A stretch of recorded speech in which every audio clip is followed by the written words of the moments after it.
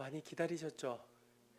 네, 이제 기대하는 마음으로 설레는 마음으로 우리 너무나도 유능하시고 뛰어나신 또 교수님 오셨는데 우리 교수님을 통하여서 여러 가지 잘 배워서 잘 습득해서 또는 가정에서도 좋은 열매 맺어갈 수 있도록 거룩한 몸부림 나아가는 귀한 시간 되었으면 좋겠습니다.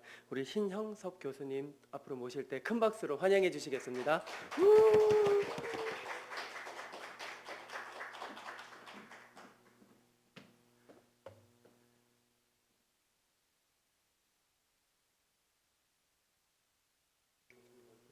네. 알겠습니다.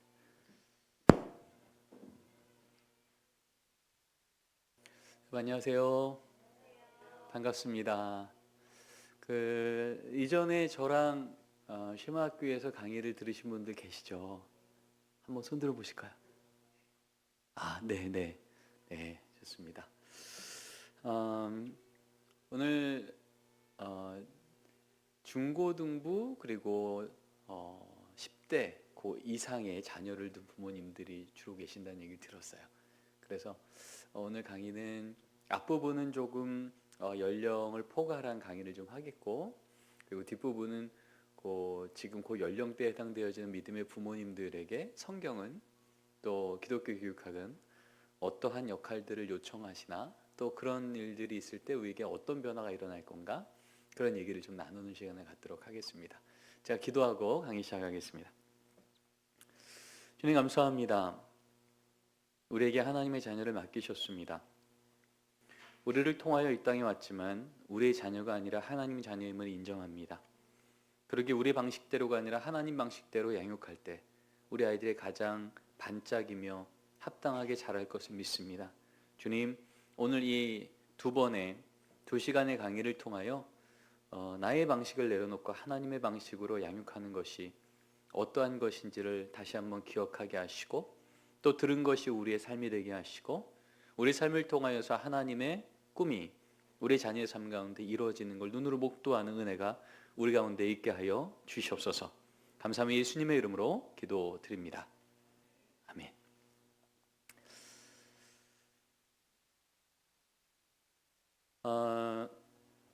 코로나 이후에 우리 한국교회의 현장에 리포트들이 많이 나오고 있습니다. 그 이야기들이 그렇게 긍정적이만은 않습니다. 저는 신학교에 있다 보니까 총회를 통해서 나왔던 자료들, 또 각종 연구소를 통해서 나왔던 자료들을 매번 마주하게 되고 또 분석하게 됩니다. 지난 10년간 우리 교회학교 다음 세대 아이들이 42만 명에서 26만 명이 됐습니다. 그리고 우리 다음 세대를 양육하는 선교기관을 통해서 현장에서 나오고 있는 우리 다음 세대 아이들, 특별히 중고등부 아이들의 복음화율이 4%가 채 안 된다는 리포트가 반복되고 있어요. 여러분, 4%가 안 된다는 얘기는 한 반이 25명이면 내 자녀 한 명 예수 믿으면 예수 믿는 친구가 몇 명 있다는 얘기일까요? 아무도 없다는 얘기죠. 내 자녀 한 명 믿으면 그게 4%잖아요. 그러니까 내 자녀 빼고는 아무도 없다는 얘기예요. 우리 빛과 소금 교회는 하나님께서 큰 복 주셔서 우리 다음 세대 아이들이 이렇게 많이 나오고 있지만, 지금 한국교회 전체의 평균으로 보면요, 지금 우리 자녀 한 명 빼고 예수 믿지 않는 그 학교에서 우리 아이들은 그렇게 신앙인으로 살아갑니다. 청년 세대는 지난 10년 동안 48%가 감소됐고요. 그리고 우리 다음 세대에 가장 큰 영향을 주고 있다고 하는 3040 세대가 코로나 이후에 32%가 교회를 떠난 뒤 아직 안 돌아오고 있습니다. 그리고 한국교회 가나안 교인 숫자는 29%. 거의 10명 중에 3명은 저 기독교인이에요 라고 말하지만 교회는 나가지 않는, 여기서 말하는 가나안 교회는 지난 3년간 한 번도 현장 교회를 나가본 적 없는 사람들만 체크해서 나온 결과입니다. 이게 지금 우리가 마주하고 있는 현실입니다.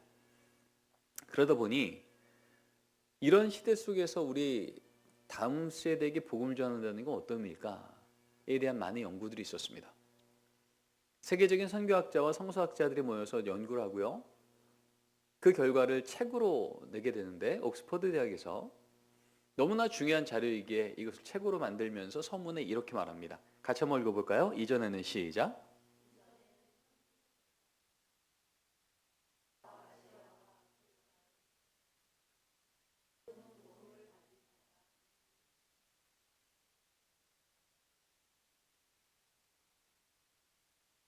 예전엔 선교라 그러면요, 다른 나라, 다른 민족, 다른 언어권에게 복음 전하는 선교사를 파송하는 거였어요.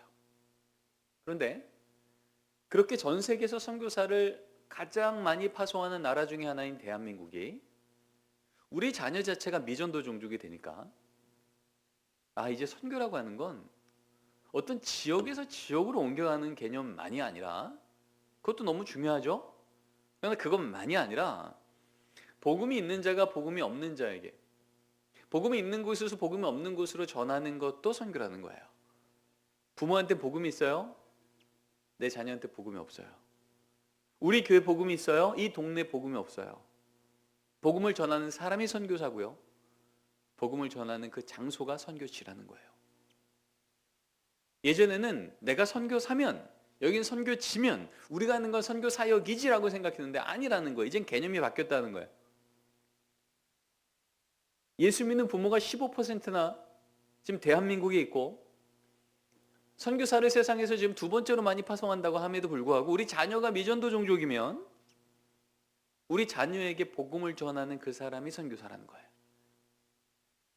여러분, 그런 의미에서 적어도 여기 지금 나와서 이 훈련을 받는 여러분들은 그래도 우리 자녀는 예배 잘 나와요, 우리 그래도 가정은 가정 예배 드려요 라고 말할지 몰라도요, 여러분, 이 자녀가 이제 대학을 들어가고 직장을 가고 결혼을 해야 될 때 여러분 100명 중에 96명, 97명이 예수 믿지 않는 세대 속에서 대학을 다니고요, 직장을 얻고요, 결혼을 해야 되는 상황이에요. 그러다 보니 우리 자녀들 이 심장 가운데 진짜 복음이 살아있어서 세상에 영향받는 자가 아니라 세상을 물들이는 자가 되는, 바로 성경에서 말하는 그 제자까지 우리 자녀가 일어나지 않으면 기울어진 운동장이 지금 우리 아이들의 현실이라는 겁니다. 여러분, 그런 의미에서 제게 있는 예수의 이름 우리 자녀한테는 끊어줘서는 안 되겠다고, 포기할 수는 없다고, 여러분, 이것을 우리가 정말 믿는다면 우리는 모두 다 이 시대 우리 자녀 세대 앞에 수직적 선교사로 부름받은 거예요. 그것이 여러분 안에 정체성으로 오늘 분명하게 세워져야 됩니다. 여러분, 그런 의미에서 우리 옆에 있는 분들하고 한번 인사 나눠볼까요? 저를 따라할게요. 선교사님, 선교사님, 우리 애들 잘 부탁드릴게요. 여러분 누구시라고요? 잊지 마세요. 우리 애들이 미전도 종족에 사니까, 여러분 우리 교단에서 선교사님 파송할 때 우리 교단 선교사 훈련 다 받았어도요, 파송받는 그 나라 예수 믿는 퍼센테이지가 5%가 안 되죠? 그럼 미전도 종족 훈련이라고 따로 받아야 돼요. 그게 지금 우리 예장통합 측의 선교사 파송 기준입니다. 그러니까 지금 우리 다음 세대 자체가 지금 미전도 종족의 5%가 안 돼요. 그러니까 진짜 우리는 우리 매일매일의 삶 사는 것 자체가 우리 자녀를, 미전도 종족에 사는 우리 아이를, 그들이 사는 세대를 그 자녀와 권속의 여호와를 믿게 하려 함이라고 말씀하셨던 그 말씀을 실천하는 자로 우리가 부름받았다는 겁니다. 아마 여러분들 세대일 텐데 30, 40 세대들을 대상으로 50대 초반까지요, 이렇게 물어봤어요. 이건 제가 이제 논문을 쓸 때 한번 조사했던 자료인데, 부모님들 여가 활동을 왜 하십니까? 라고 물었어요. 그랬더니 3위가 경제래요, 2위가 건강이래요, 1위가 뭘까요? 여가 활동 왜 하세요? 1위가 뭐 때문에? 가족 때문이래요. 이렇게도 물어봤어요. 여러분은 언제 행복함을 느끼십니까? 1위가 뭘까요? 가족이랑 함께 있을 때. 우리나라가 GDP 대비 사교육률이 전 세계 1위입니다. 수년 전까지만 해도 중국이었어요. 근데 우리나라가 GDP 대비 7.8배까지 올라갑니다. 여러분 7.8배면 어느 정도인지 아시죠? 근데 내가 1년 내내 버는 돈에 8년치를 벌어야 우리 자녀 사교육비 된다는 거예요. 그게 지금 우리가 살고 있는 현실이에요. 코로나 때 출산율이 1.1에서 0.8로 떨어집니다. 지금은 더 약간 올랐지만 여전히 지금 0.8이 안 돼요. 근데 놀라운 것은 키즈 산업은요 3.4조에서 5조로 성장합니다.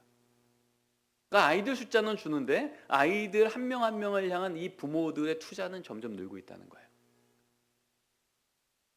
그리고 모태신앙 혹은 미취학기 이전 신앙생활이 80% 이상이라고 말하고 있는 세대가 누구냐? 지금 30, 40, 50 초반 세대예요. 그러니까 이들에게 있어서는요, 그 삶의 한복판의 가장 큰 이슈가 뭐냐면 가정이에요. 그 중에서도 뭐예요? 자녀예요. 그러다 보니까 우리에게 있어서 우리 자녀 신앙을 내가 어떻게 양육해야 될 건가에 대한 질문은 우리에게 가장 현실적인 이슈가 됐다는 겁니다. 아마도 지금 오늘 이 자리에 나오시는 우리 부모님들 외에 적어도 내가 빛과 소금 교회에 속해 있는 신앙인이라면 30, 40, 50 세대들한테 아마도 설문조사라면 거의 비슷한 말이 나올 겁니다. 저는 제 자녀 양육이 가장 큰 이슈고, 전 제 자녀가 신앙을 잘 가졌으면 좋겠고, 저는 제 자녀가 하나님 기뻐하시는 인생 살기를 가장 원합니다. 어떤 것보다도. 이게 우리의 지금 현장에서 나오고 있는 소리들이에요. 그렇다면 우리 자녀들이 그렇게 신앙을 갖는 게 우리에게 가장 큰 이슈라면 우리 아이들한테 딱 1년 전에 물어본 겁니다. 이건 제가 연구에 같이 참여했었는데요. 이 질문도 제가 만들었습니다. 예수 믿는 중고등부 아이들 500명을 대상으로 물었어요. 얘들아, 너희들 신앙의 가장 큰 변수가 뭐야? 라고 물었어요. 그랬더니 어머니 50.2, 아버지 28.8.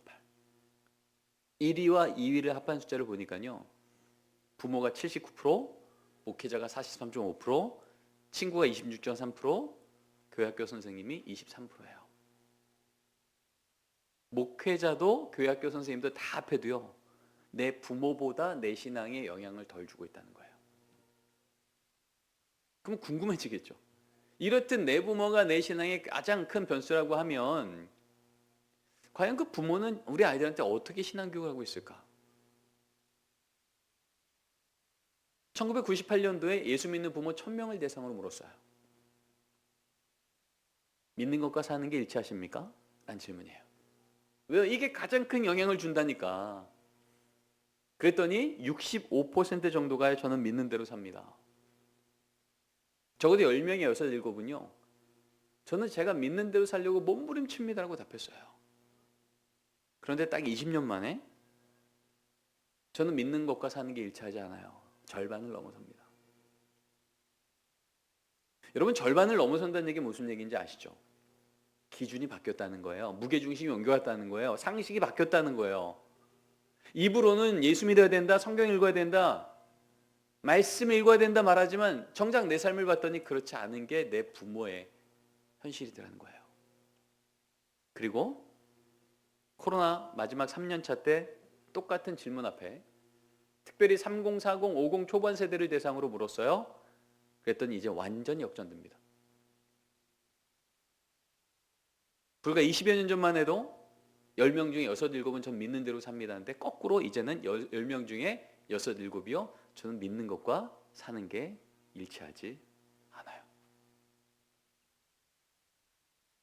세상은 한 걸 있다 그러고 안 한 걸 안 했다 그러는 것을 정직이라 그래요. 근데 성경은요, 내가 믿는 것과 사는 것과 내 삶의 등이 일치할 때만 정직하다 그래요. 지금 무슨 얘기하는 거예요? 우리 애들은 내 부모가 가장 내 신앙의 큰 변수입니다 말하는데 부모들은 뭐라 그래요? 저는 신앙이 정직하지 않아요. 이걸 누가 보고 있을까요? 자녀가 보고 있어요. 여러분, 인류 최초의 범죄 사건이 선악과입니다. 하나님께서 처음으로 세우신 신앙 공동체인 가정이 인류 최초의 범죄가 일어나는 사건이 되는데, 여러분 아시죠? 이 선악과 사건이 딱 끝나자마자 하나님이 누굴 찾아가십니까? 하와를 찾아갑니까? 아담을 찾아갑니까? 아담 찾아가죠. 여러분 좀 이상하지 않습니까? 가장 먼저 범죄한 자가 누구예요? 아담이에요, 하와예요? 하와잖아요. 범죄만 했을 뿐만이 아니라 아담한테도 이거 좀 먹으면 어떨까? 보암직도 하고 먹음직도 하고. 여러분, 그래서 그마저도 또 이것을 범하게 했던 바로 그 사람이 누구예요? 하와잖아요. 근데 왜 하나님은 이 사건이 끝나자마자 먼저 범죄한 하와를 안 찾아가고 아담을 찾아갔을까요? 궁금하지 않으세요? 말씀 읽어볼까요? 손학을 시작.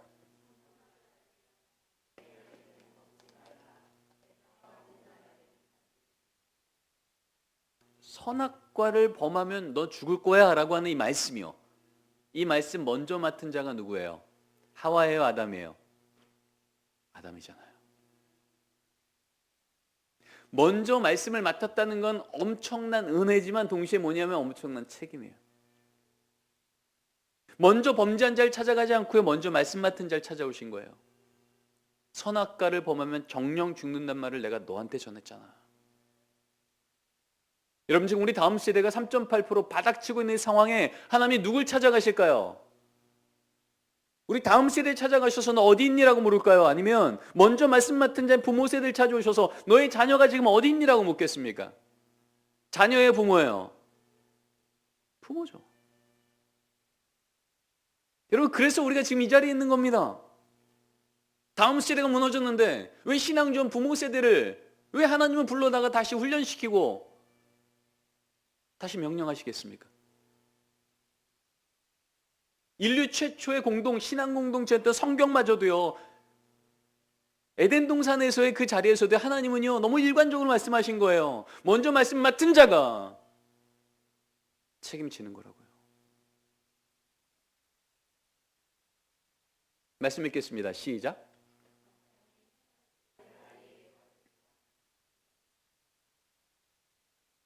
마땅히 할 것을 아이한테 가르치래요. 그럼 안 떠난대요.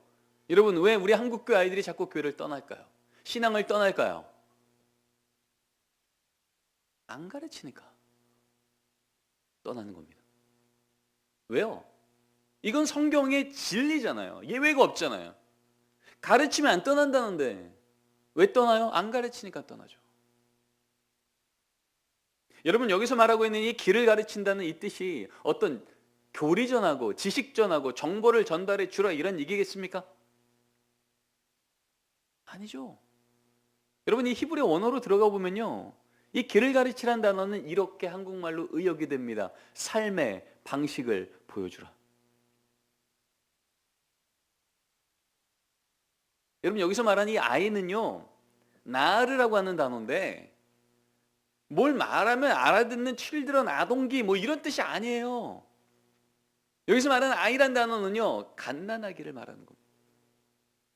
알아듣건 못 알아듣건 갓난아기 때부터 뭘 하라고요? 예수 믿는 부모의 자녀를, 그 부모의 삶의 방식을 자녀가 늘 보게 하라는 거예요.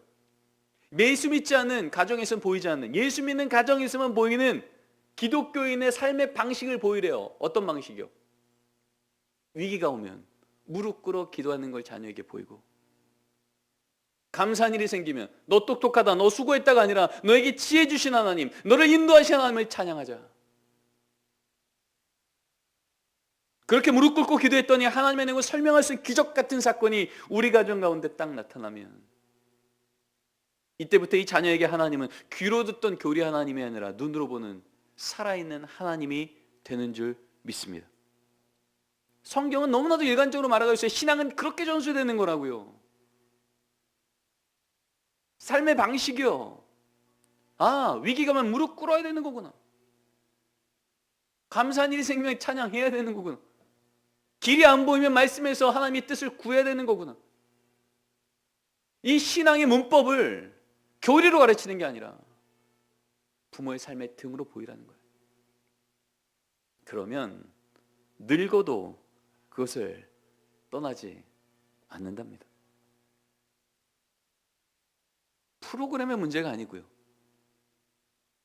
시대의 문제가 아니고요, 하나님은 늘 우리 자녀 세대의 신앙의 문제는 먼저 말씀 맡은 자 부모 세대의 삶으로 책임지라고 말씀하세요. 우리가 알고 있는 호세아서입니다. 부모 세대가 하나님 말씀을 떠나버려서 가늠한 여인으로 비유가 되며, 그런데 불구하고 내가 너희들 어떻게 포기하겠느냐고 말씀하시잖아요. 그런데 그때 하나님이 이렇게 말씀하십니다. 같이 한번 읽겠습니다. 내가 시작.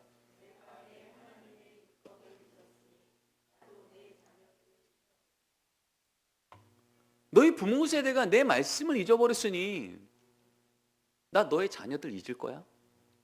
여러분, 이 말이 정말 우리 자녀 있겠다는 선언입니까? 아니죠. 너희 자녀들을 내가 다시 살려야 되는데 너희 자녀를 살리는 주된 나의 통로인 너희 부모 세대가 말씀을 떠났으니 내가 어떻게 너희 자녀들 살릴 수 있겠냐? 이 말은 잊어버리겠다는 얘기가 아니라 난 잊을 수 없다는 얘기였어요.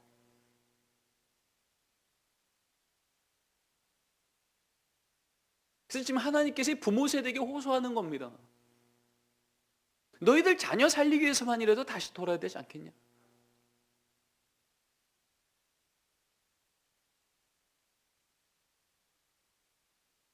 (2000년) 교회사는 우리에게 증언합니다. 시대는 무너졌는데 놀랍게 다음 시대가 강력하게 세워진 그때 어떤 기록들이 있는지를 보게 합니다. 같이 한번 읽어볼까요? 믿음의 시작. 성 크리소스톰, 알렉산드레 클레멘, 성 어거스틴. 여러분 들어보셨을 만한 초대교회 때 교부들, 담임 목사님, 성사학자들입니다. 그들이 무슨 얘기를 하냐 하면 그 초대교회 그 어려울 때 목회 서신서에 같이 적어놨던 목회란다는 건 이런 겁니다라고 말하며 그 모범을 뭐라고 말하냐면 예수 믿는 가정마다 거기 거룩한 일회가 있었음을 잊지 마십시오. 거룩하다는 건 구별됐다는 거고요. 의례라고 하는 건 삶의 패턴을 얘기하는 거예요. 하나님을 알지 못하는 가정에는 보이지 않는, 하나님을 믿는 가정에서만 보이는 반복된 삶의 패턴이 있음을 잊지 말라는 거예요. 뭘까요? 가족이 정기적으로 주의 말씀을 읽으며, 위기가 올 때마다 함께 모여 기도하며, 감사한 일이 생기면 같이 모여서 찬양하며, 여전히 시대는 예수 믿는 걸 예비 사형수라고 증언하고 있는 그 시대에도 가정 안에서만큼은 하나님이 지금 우리를 통치하신다, 이 땅을 다스리신다, 주님의 오심이 너의 소망이다, 이 말을 증언했던 부모가 살아있었다는 거예요. 여러분 그때 천년의 로마는 무너졌고요, 이 땅에 주님의 몸된 교회가 올라온 거예요. 로마가 선해져서가 아니라니까요. 시대가 좀 나아져서가 아니에요. 시대는 여전히 예수 믿는 건 죽음이라고, 예비 사형수라고, 그게 상식이었던 그 시대에도요, 그 세상보다 크신 하나님 믿었던 부모 세대가 자녀 세대 앞에 거룩한 은혜를 포기치 않았을 때 그 자녀 세대가 이 로마를 믿음으로 일으키는 세대가 됐던 겁니다. 자, 500년 전 종교 시대입니다. 자, 마틴 루터가 이렇게 고백해요. 하나님 보시기에 시작.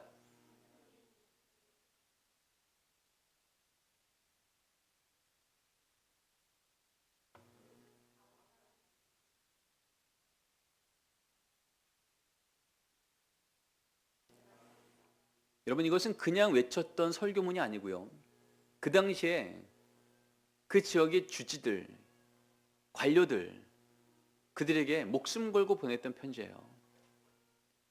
정말 예수 믿는 부모인데 내 자녀를 신앙교육 안 해요? 그러면 예수가 핏값 주고 산 내 자녀를 죄의 종살이로 다시 팔아넘기는 일이라고. 진짜 신앙을 지킨다는 건 우리 가정 안에서 내 자녀부터 책임지는 거라고. 그래서 마틴 루터가 이런 얘기를 합니다. 믿음의 부모가 영적 구원을 위해 우선적으로 책임질 대상 첫 번째는 바로 자녀임을 잊지 말라. 이게 하나님 말씀만으로 돌아왔던 종교교육의 첫 걸음이었어요. 100년이 지납니다.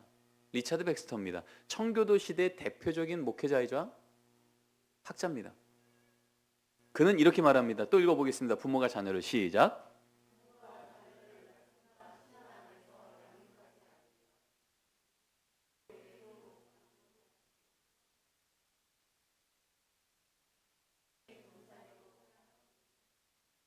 네, 동일한 얘기를 또 한 반복해서 선언합니다. 그래서 이 청교도 시대 때는요, 가정 예배를 안 드리면 먼저는 사적으로 건면하고요, 두 번째는 당회에 소환을 하고요, 세 번째는 성찬을 주지 말라고 적혀 있어요. 여러분 성찬을 멈추는 것, 수찬 정지는요, 청교도 시대 때 최고의 치리 중에 하나였어요. 그러니까 이건 선택의 문제가 아니었고 그건 상식의 문제였다는 거죠. 우리나라는 이랬던 청교도인들이 미국을 건너가서 미국 교회 세우고 140년 전에 20대 선교사들이 한국에 와서 다시 복음을 전하죠. 그래서 이때의 이 신앙을 우리에게 다시금 이렇게 가르칩니다. 자, 100년 전 평양신학교에서 곽열련 교수님께서 목사님들 교육할 때 썼던 교과서예요. 목사 지법. 목사님들 이렇게 목회하셔야 돼요 라고 하는 내용이에요. 같이 한번 읽어볼게요. 주일학교는 시작.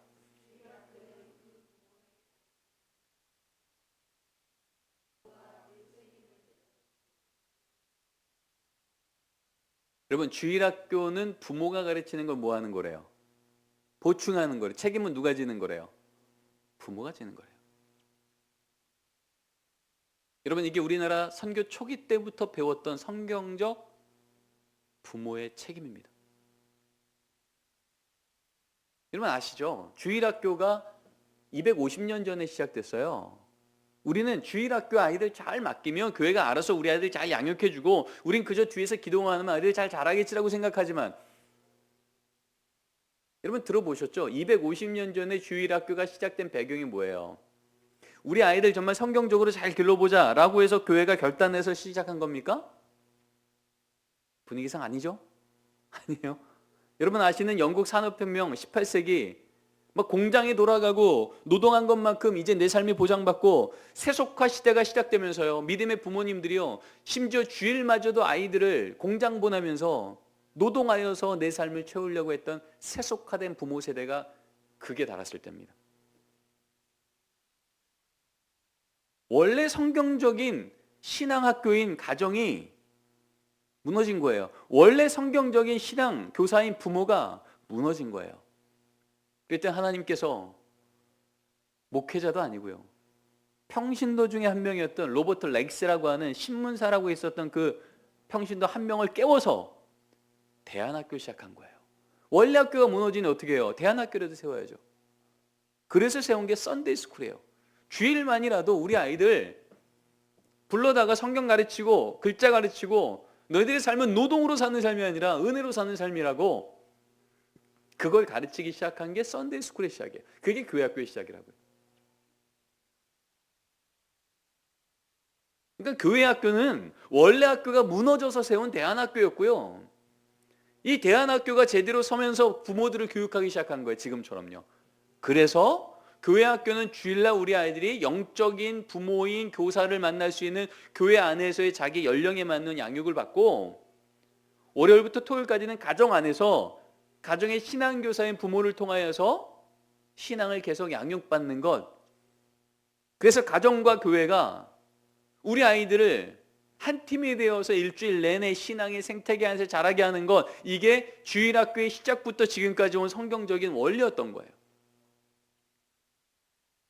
근데 우리는 언제부턴가 착각하고 있죠. 우리 아이들이 신앙은 교회 학교가 책임지면 되는 거, 우리는 잘 배달만 하면 되는 거예요. 영적 택배 서비스만 하면 되는 거. 여러분, 성경은 단 한 번도 그렇게 말한 적이 없어요.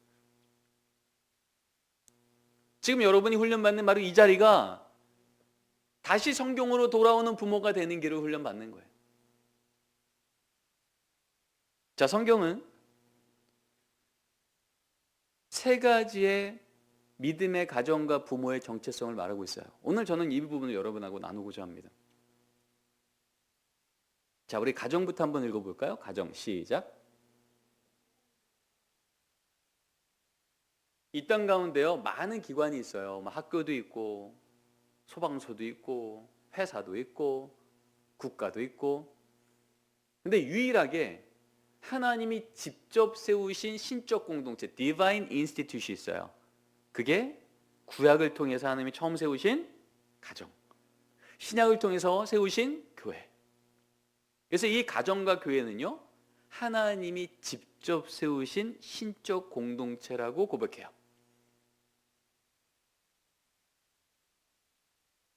여러분, 하나님이 직접 세운 공동체는요, 세우신 목적 따라 쓰임받을 때 가장 반짝입니다.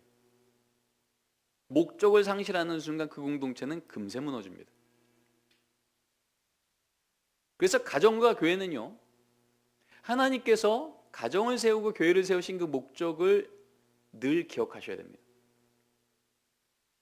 성경은 그러면 가정을 세우신 목적을 뭐라고 말했을까? 세 가지를 이해합니다. 1번부터 읽어볼까요? 1번 시작. 2번, 3번. 네, 이 세 가지가 우리 가정을 세우신 하나님의 목적이에요. 여러분, 이 세 가지에 대한 이야기를 들으면서 우리 가정은 지금 저렇게 하고 있는데 라고 생각이 들면요, 그렇게 할 수 있도록 지혜와 믿음 주시는 하나님께 감사하십시오. 만일 우리 가정 저거 놓치고 있는데 라고 생각이 들면요, 우리 가정을 오늘 여기에 부르신 이유가 여기 있었네. 하나님, 조금 더 성경적 기준대로 우리 가정 살게 저를 사용해 주십시오 라고 여러분 결단하고 그렇게 실천하기 시작하잖아요. 그럼 바로 이 자리가 하나님이 우리 가정을 조금 더 성경적인 가정으로 빚어가기 시작하는 은혜의 자리가 될 줄 믿습니다. 네. 자, 우리 첫 번째부터 가볼까요? 세운 공동체입니다. 자, 제목부터 읽어볼게요. 부부가 시작. 네, 세운 공동체, 계약 공동체. 성경은요, 믿음의 다음 세대를 어떻게 양육할지를 말하기 이전에 늘 뭐부터 말해요? 부모가 어떻게 살지에 대한 얘기를 먼저 해요. 에덴 동산에서도 가인과 아벨을 낳는 사건 말 이전에 뭐부터 얘기해요? 아담과 하와가 어떻게 말씀만을 기준으로 내 삶의 선한 것과 악한 것을 오직 하나님 말씀만을 기준으로 지켜 사는 것이 얼마나 중요한지를 먼저 말해요. 그래서 우리 자녀가 믿음의 가정에서 자란다는 건 어떤 의미냐면요, 부모라고 하는 이 터가 말씀의 옥토에 채워졌을 때 그 가정 가운데 준 이 작은 나무가 거목으로 크는 겁니다.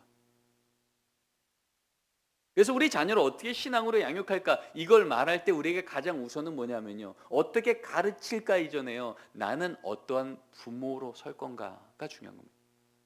근데 성경은 그 부모 이전에 부부를 먼저 말해요. 자, 말씀 한번 읽어볼까요? 여호와 시작.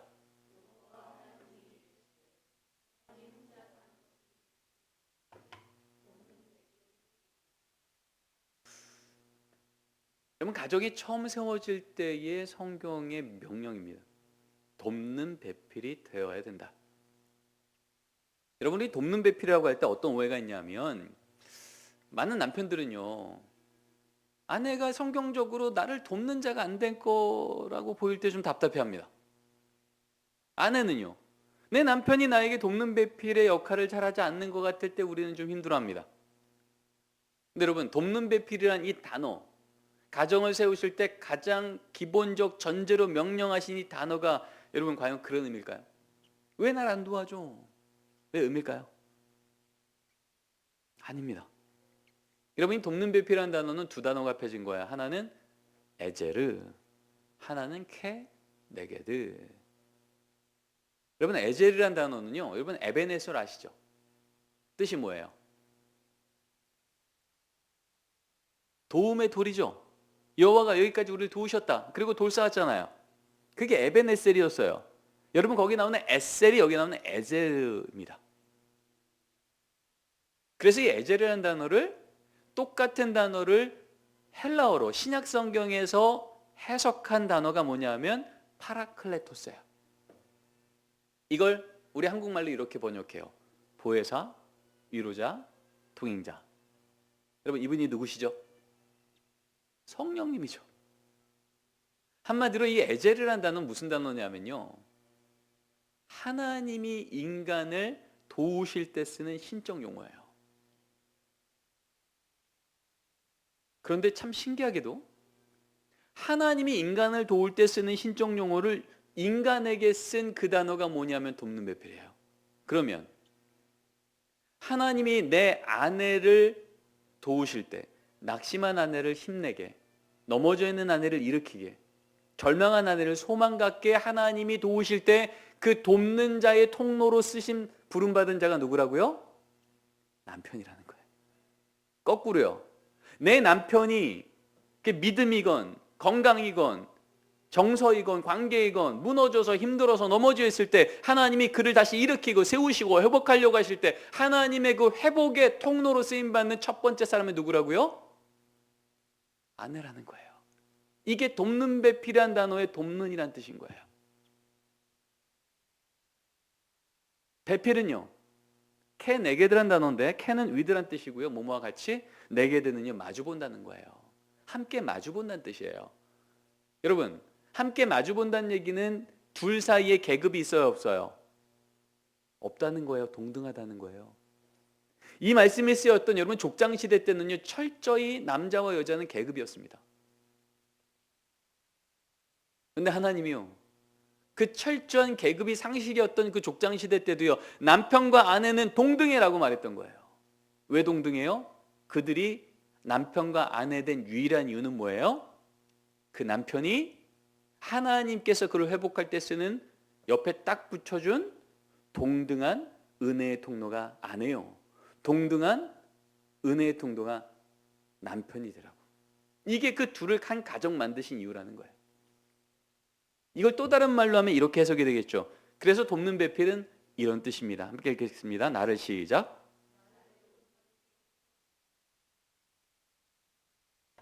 남편인 나를 온전케 세워주는 하나님의 은혜의 통로가 아내고요. 아내인 나를 온전케 세워주는 은혜의 통로가 바로 남편이라는 거예요. 이게 하나님께서 우리를 믿음의 가정 세우신 하나님의 디자인이에요. 이렇게 서로가 이 역할을 감당할 때 그 가정은 에덴 동산의 공동체를 세운다는 거예요. 여러분 이 말씀을 그대로 신약 성경에 이렇게 해석해서 풀어줍니다. 같이 한번 읽어볼까요? 오직 성령 시작.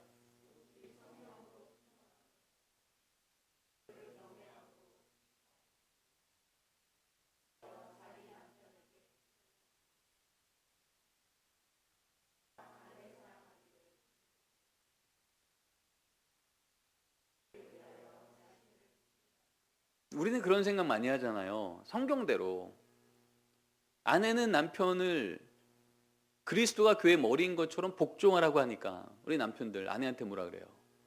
왜 복종 안 해요? 성경적으로 복종해야지 남편한테. 아내는 뭐라 그래요? 그리스도가 교회를 위해서 자기를 내어주신 죽은 것 같이 아내 사랑하라고 하는데 남편 나 죽을 정도로 사랑해요? 왜 사랑 안 해? 여러분 늘 우리는 성경을 가지고 상대방을 평가합니다. 근데 성경은 뭐라 그래요? 그 모든 말들의 전제가 뭐냐고요? 성령 충만함이 하나님의 뜻인데 우리 가정을 향한 그 충만함의 가장 구체적인 게 뭐냐면 그리스도를 경외함으로 피차 뭐하라고요? 복종하라고요. 어떻게 복종하라고요? 피차요. 무슨 얘기인 거예요? 동등하게 상대방을 하나님의 뜻대로 회복하고 세우는 역할에 나를 쳐서 그 안에 통로로 쓰는 게 하나님의 뜻이라는 거예요. 이럴 때 진짜 믿음의 가정이 세워진다고 에베소서 6장 말씀은 말하고 있어요. 여러분 이렇게 남편과 아내가 서로를 회복하고 치유하고 세워주는 그 역할에 쓰임받는 걸 나의 사명으로 알고 사는 그 가정에서 여러분 이런 모습을 정말 살아간다면 이걸 우리 자녀가 알까요 모를까요? 자녀가 알아요. 최근에 우리 자녀들을 대상으로 이런 설문조사를 했습니다. 우리 아이들한테 물었어요. 얘들아 너네들은 엄마가 어떨 때 제일 행복하니라고 물었어요. 애들이 뭐라 그랬을까요? 엄마가 뭐 할 때 애들이 제일 행복해요? 아이들이 꽤 성숙한 답을 합니다. 1위가 이렇게 나왔어요. 엄마가 행복해 보일 때 난 제일 행복해요. 그러니까 아이들은요 엄마가 행복하면 나도 행복하대요. 그래서 두 번째 또 이렇게도 물어봤어요. 얘들아 그러면 너는 아빠가 어떨 때 너는 행복하니? 라고 물어봤어요. 그럼 처음처럼 얘기하자면 어떻게 나와야 돼요? 아빠가 행복해 보일 때 행복해 이래야 되잖아요. 근데 애들이 그렇게 대답 안 합니다. 뭐라 그랬을까요? 정확입니다. 아빠가 엄마한테 잘해줄 때 저는 행복해요 라고 말했어요. 그러니까 우리 애들은요 사실은 내가 좋아하는 장난감 사주고 학원 보내주고 어디 캠프 보내주고 이러면 우리 부모가 애들한테 잘하는 것처럼 보이지만 아이들은 여전히 무슨 얘기를 하냐면 아이들의 행복은요 어떤 소유나 사주는 게 아니고요 내게 의미 있는 타자는 엄마가 행복하게 아빠는 엄마를 행복하게 우리 가정은 하나님 안에서 안전해라고 하는 걸 느낄 때 아이들은 진짜 행복하다는 거예요. 여러분 아시죠? 우리 아이들은요 불안하면 도망가고요 안전하면 달려옵니다. 그러니까 세상에서 아무리 아이들이 힘들고 어렵고 불안하고 힘들어도요, 가정이 안전한 걸 느끼죠. 그러면 아이들은요, 위험할 때마다 부모 앞에 달려오는 거예요. 엄마, 나 이거 힘들어, 기도해줘. 아빠, 나 이거 어떻게 할지 모르겠어, 지혜 좀 줘. 왜요? 안전하다고 느끼니까. 근데 그 안전함의 기준이 뭐예요? 아빠와 엄마가 성경적으로 사는 걸 보는 거예요. 어떤 위기가 와도, 어떤 힘듦이 와도 그 위기를 해결해내는 방식이 성경적일 때 우리 아이들은요, 우리 엄마랑 아빠는 안전해라는 걸 느끼는 거죠. 그때 이 아이들은요, 아, 이 땅에서는 뿌리를 내려도 되겠구나라는 걸 생각하는 거예요. 근데 여기가 불안해요? 그러면 아이들은 여기에 뿌리를 못 내리죠. 그러니까 도망가는 거예요. 미성년자일 때는 못 도망가겠죠. 그런 아이들의 마음은 이미 도망가 버려요. 그래서 하나님은요, 우리에게 말하는 거예요. 앉았을 때든지 일어날 때든지 기도할 때든지 부지런히 가르쳐 지키라고요. 뭘 가르쳐요? 하나님이 내게 어떤 분이신지를요. 신앙을 마음에 새겨서 전하래요. 여기서 마음이라는 단어가 아까 얘기했던 삶의 방식이랑 똑같은 뜻의 단어입니다. 레바브란 뜻이라고요. 아, 우리 부모는 위기가 오면 무릎 꿇어 기도하네. 그렇게 기도하면 결국은 하나님께서 이렇게 도와주시네. 세상이 흔들려도 세상보다 크신 하나님과 함께하면 아, 저렇게 안전할 수 있네. 길이 안 보여도 우리 부모님께는 늘 하나님 안에서 길을 찾으셨어. 엄마 아빠한테 한번 물어봐야지.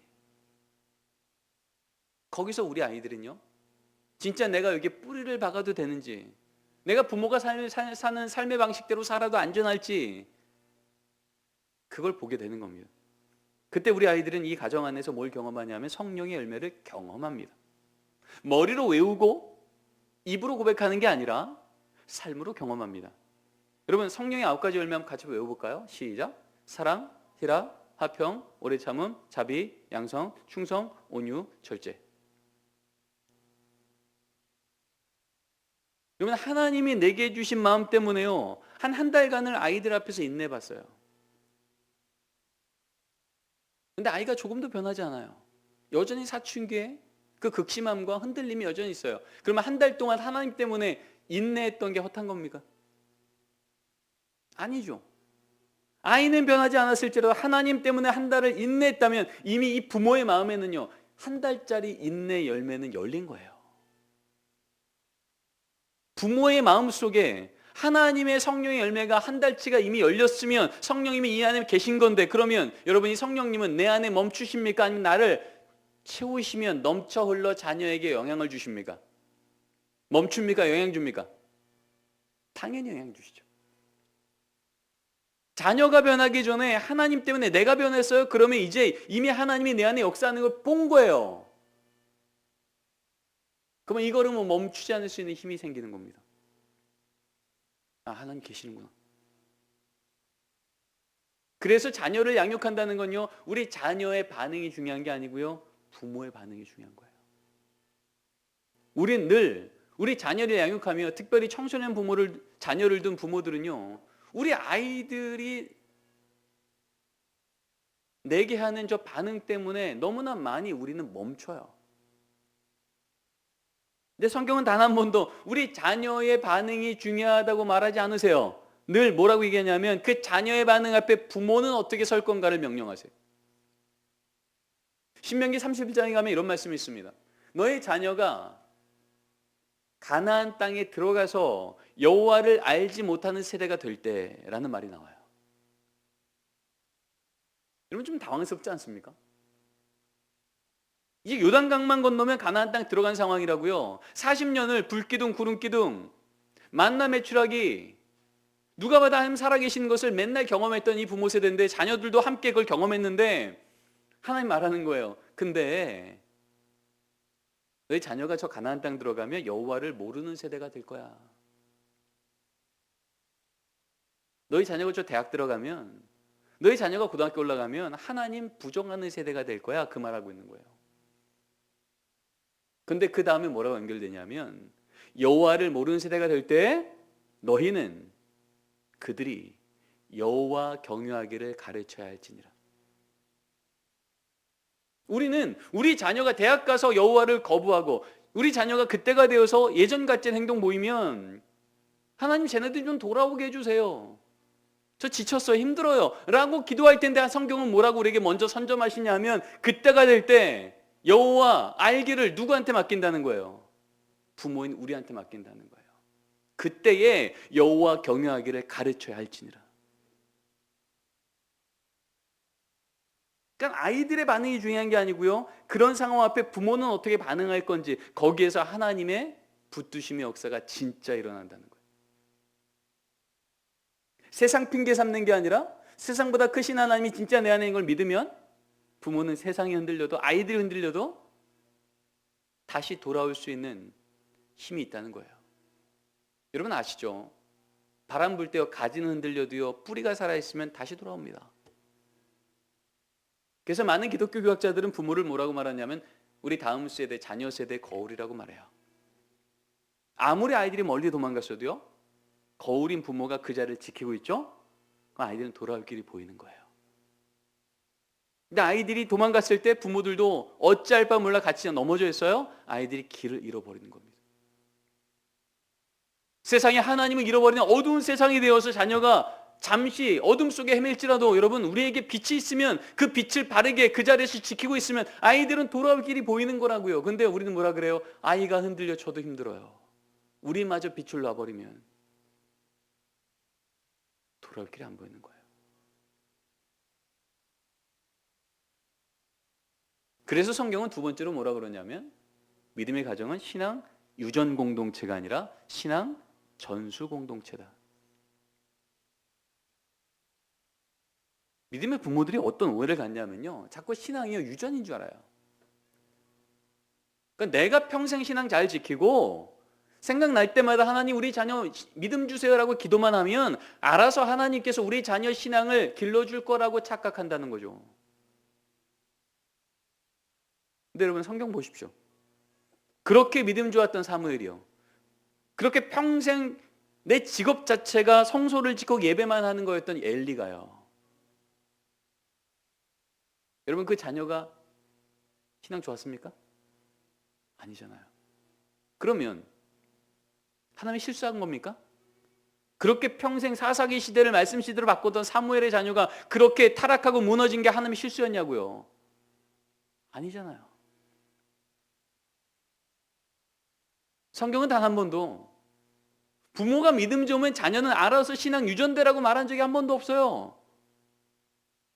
그래서 신앙은 유전이 아니고요 유업입니다. 여러분 유업이란 단어가 무슨 의미죠? 노동이 필요하다는 얘기인 거예요.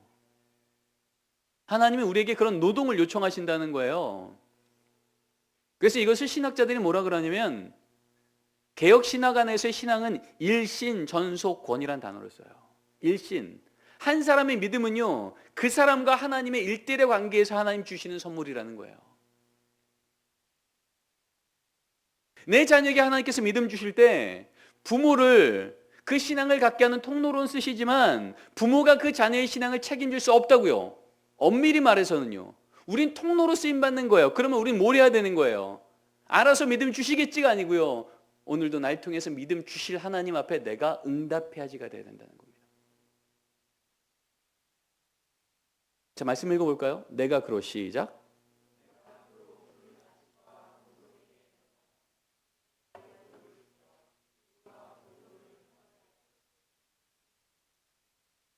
믿음의 조상 아브라함에게 다음 세대를 주셔요. 이삭을 주셨다고요. 지금 사라 뱃속에 있어요. 아직 출산도 안 했어요.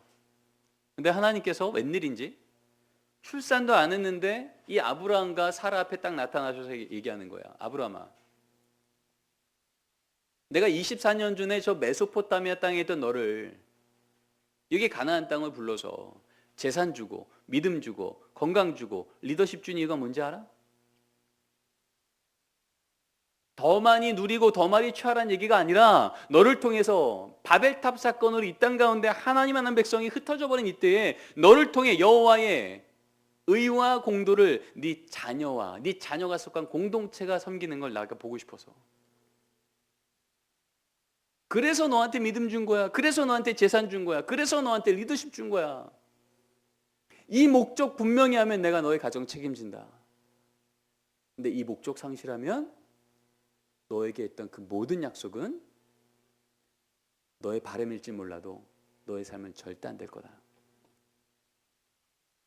여러분, 똑같은 얘기를 신명기에서도 하지 않습니까? 신명기 마지막 장에서 이런 얘기를 합니다. 쉐마에서 말씀했던 그 말씀과 거의 유사한 말씀을 하면서 너와 내 자녀가 내가 말한 이 말씀을 지키면 그 앞길은 복이 될 것이요, 이 말씀을 들었으나 지키지 않으면 화가 될 거다. 그래서 이 길이 복의 길과 화의 길이 있는데 어떤 길을 선택할지 하나님 앞에서 분명히 하자. 이 얘기를 마지막 장에 얘기합니다. 이제 요단강 건너면 바로 들어갈 땅인데, 적과 꿀이 있는 땅인데, 약속대로 진짜 그 땅 들어가서 다 누릴 건데 하나님 말하는 거예요. 그 적과 꿀이 너희 가정에 화가 될 수도 있어, 복이 될 수도 있어. 중요한 건 그 대학 들어갔는지, 그 직장 들어갔는지, 그 연봉 가졌는지가 아니라 그것이 너한테 복이 될지 화가 될지는 결국 무슨 문제라는 거예요? 믿음의 부모가 내 자녀 앞에 하나님의 말씀대로 살아가는 것을 분명히 하는 걸 보일 때 그 부모를 통해 너의 자녀의 삶은 지금 취한 그것이 복이 되기도 하고 화가 되기도 한다고요. 자, 그런 의미에서 저희 집 같은 경우는 벌써 10년 넘게 주일날 우리 아이들이 들었던 말씀을 주일날 오후 예배 끝나고 집에 오면 늘 같이 공유를 합니다. 이게 저희 아이들이 어렸을 때인데요, 유치부하고 유아부 다닐 때였어요. 주일 오후 예배 끝나고 집에 오면 종이 한 장씩 나눠줘요. 그리고 1분 브리핑을 합니다. 아이들은 유아부 유치부에서, 부모는 성인 예배에서 들었던 말씀은 1분 브리핑이에요. 그 주제는 딱 하나예요. 오늘 들었던 말씀의 하나님의 성품 혹은 하나님의 언약. 이거 각자 1분 안에 나누고 나면 저렇게 종이에 나눠주고요, 오늘 들었던 말씀의 핵심 말씀을 씁니다. 요시야 같은 왕은 전에도 없었고 뒤에도 없었습니다. 마음과 정성과 힘을 다해 여호와를 섬겼습니다. 이 말씀을 적었어요. 근데 이때 제 딸이 초등학교 3학년 때인가 그랬는데, 저 옆에 지금 싸우는 그림을 그린 거죠. 그래서 제가 물었어요. 아니 혜인아, 지금 요시야가 예배 개혁했다는 얘기를 아까 했는데 너는 왜 싸우는 그림을 그렸니? 그랬더니 제 딸이 저한테 그러는 거예요. 아빠, 내가 매일 가정 예배 드리고 매일 성경 통독하니까 그거 엄청 재밌어서 하는 줄 알아? 엄청 하기 싫어. 그런 까만 마음이 생길 때마다 마음과 정성과 힘을 다하여 여호와를 섬기는 건 까만 마음이 생길 때마다 싸우는 거야. 그게 바로 하나님을 섬긴다는 거야. 아빠 몰랐네. 저한테 그러는 거죠. 그러니까 매주 저는 우리 아이가 주일 아침에 무슨 말씀 들었는지, 그 말씀 앞에 아이가 어느 정도 신앙이 성장하는지를 저는 듣게 되는 겁니다. 매주 업데이트가 되죠. 그러고 나면 이 말씀을 저녁밥 먹으려고 모이는 식탁 바로 옆에 벽에 딱 붙입니다. 그러면 저녁밥 먹기 전에 온 가족이 우리 아이가 오늘 아침에 들었던 말씀을 소리내서 같이 읽습니다. 그리고 저녁밥 먹을 때면 딱 한 가지만 제가 질문합니다. 혜인아, 오늘 이 말씀 갖고 이번 한 주간 어떻게 살래? 주일 오전 예배 드렸죠? 성경 공부했죠? 집에 와서 디브리핑했죠? 종이에 적었죠? 적어도 이 아이는요, 이 말씀 갖고 이번 한 주간 뭐 어떻게 살지요? 한두 개 정도 실천은 다 갖고 있어요. 그럼 아이는 고백을 하는 거, 밥 먹으면서. 아빠, 저 이번 주 소풍 가서 이렇게 한번 전도해 볼게요. 우리 반 걔 왕따 당한다는 걔, 아빠 제가 걔한테 좋은 친구 한번 돼볼게요. 아 그래? 그 이름이 뭐야? 아빠 핸드폰 적어놓고 아빠도 일주일 같이 기도한다. 그저 부모는요, 저녁밥 먹을 때 아이한테 한 주 어떻게 살래? 오늘 말씀 갖고 이번 한 주간, 이 얘기 하나 하면 아이들은요, 이번 한 주간 붙들어야 될 신앙의 깃발이 다시 한번 분명해지는 거예요. 그리고 월요일 아침, 월요일 저녁, 화요일 아침, 화요일 저녁, 수요일 아침, 수요일 저녁, 목요일 아침쯤 되면요, 가족이 모여 밥 먹을 때마다 이 말씀을 온 가족이 같이 읽어요. 목요일쯤 되면 온 가족이 이 말씀 다 외웁니다. 주일날 아무리 예배를 잘 드렸어도 일주일 내내 학교 가느라 학원 가느라 주일 말씀 주제조차 다 까먹고 사는 아이들과 아침 저녁으로 믿음의 부모님과 함께 같이 말씀을 읽으며 기억하고 실천하고 응원받고, 아 그래 나 예수 믿는 자녀지, 그래 나 기독교인으로 오늘도 학교 가는 거지, 아, 여기 지금 학교 배지만이 아니라 하나님 자녀 배지 달고 내가 학교 가는 거지. 여러분, 이것을 매번 경험하고 우리 아이들이 사는 것과 너무 다른 삶입니다. 지금 우리 자녀가 이제 둘 다 청소년이 됐는데 지금도 이걸 매주 해요. 10년 넘게 한 주도 빠진 적이 없어요. 이렇게 주일 들었던 말씀을 적고 아이들하고 그래 너는 이 말씀 갖고 어떻게 하나님 기억했니 나누고. 물론 이렇게 하면 우리 아이들이 늘 이렇게 집중하는 것 같지만 사실 현실은 이렇습니다. 저만 보고 애들은 딴짓합니다. 이게 현실이에요. 그럼에도 불구하고 제가 이걸 10년 넘게 반복하는 건 뭐냐면 여러분, 믿음은 어디서 난다고요? 들으면서 나잖아요. 우리 애들 그게 뭘 들려줄 거냐고요. 너 그 성적 아니면, 너 그 정도 스펙 안 되면, 너 그 정도 돈 못 벌으면 늘 그것이 우리 귀에 들려서 그게 애들한테 믿음이 돼요. 우리 자녀에게 뭘 들려줄 거냐고요.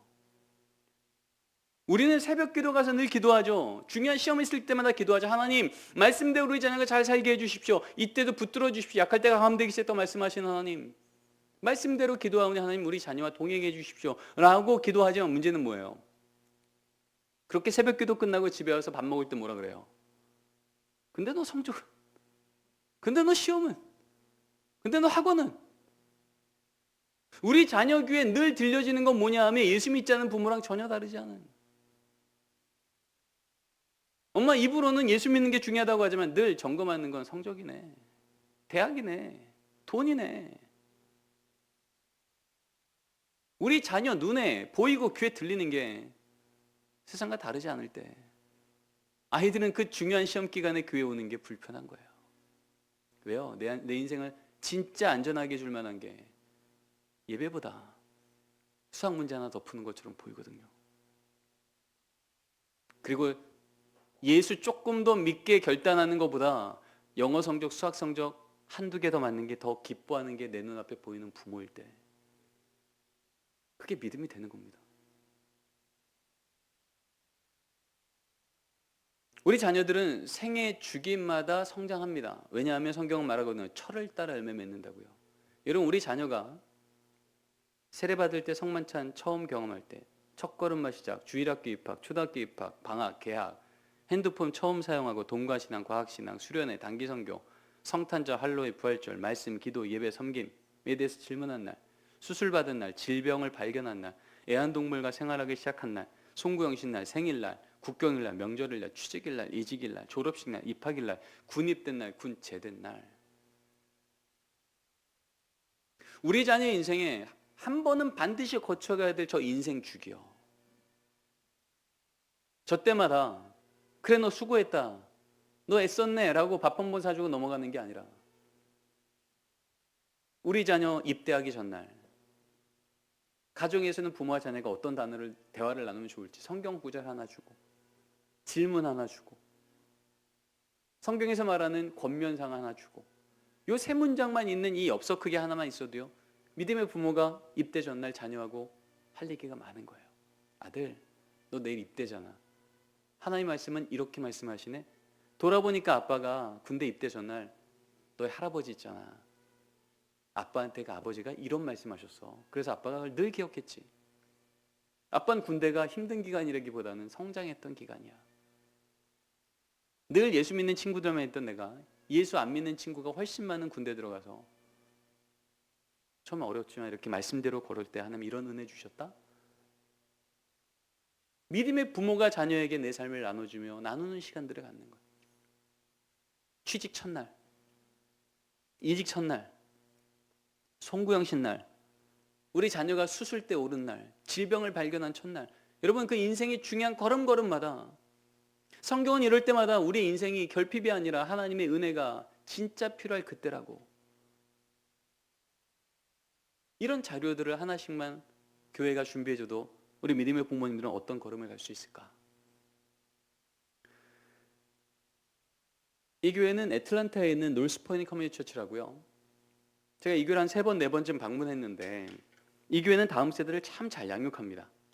근데 이 교회가 하고 있는 특징 중에 하나 뭐냐면 계절에 한 번 정도씩 저렇게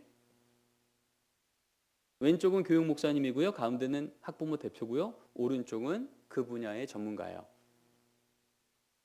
가정에서 믿음의 부모가 자녀를 양육하려고 할 때, 특별히 우리 청소년 자녀를 양육할 때 우리가 다 설명하기 어려운 신학적인 이슈들이 있잖아요.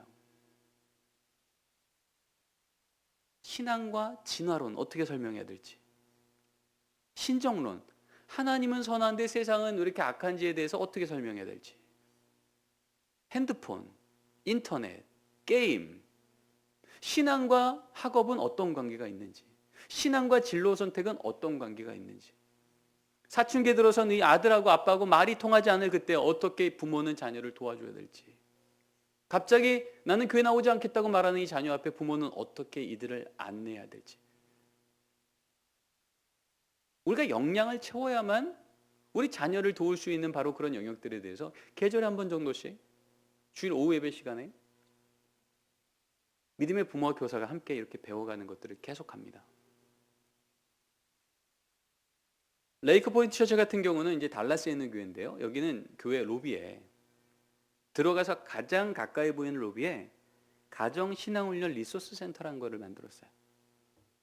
그러니까 여기만 들어가면 뭐가 있냐면 우리 자녀 생일 때 자녀와 어떤 대화를 나누면 좋을지, 우리 자녀가 중학교 올라가서 좋은 친구들 사귀고 싶은데 친구들을 잘 못 사귀어서 힘들 때 부모는 어떻게 안내해야 될지, 게임 중독에 빠져버린 아들과 어떻게 신앙적인 대화를 나눌 수 있을지, 딸과 아들이 서로 관계가 너무 불편해서 어떻게 가정 안에서 아이들을 신앙적으로 안내해야 될지, 이런 부분들을 이 방에만 가면 그걸 도움받을 수 있는 책도 있고요, 동영상도 있고요, 또 교회에서 직접 만든 자료들도 있는 거예요. 그리고 내가 필요한 것들이 없어요? 그럼 그 옆에다 적게 돼 있어요. 그러면 계절에 한 번 정도씩 적은 그 리스트를 다 뽑아다가 이 목사님들끼리 같이 리뷰하는 거죠.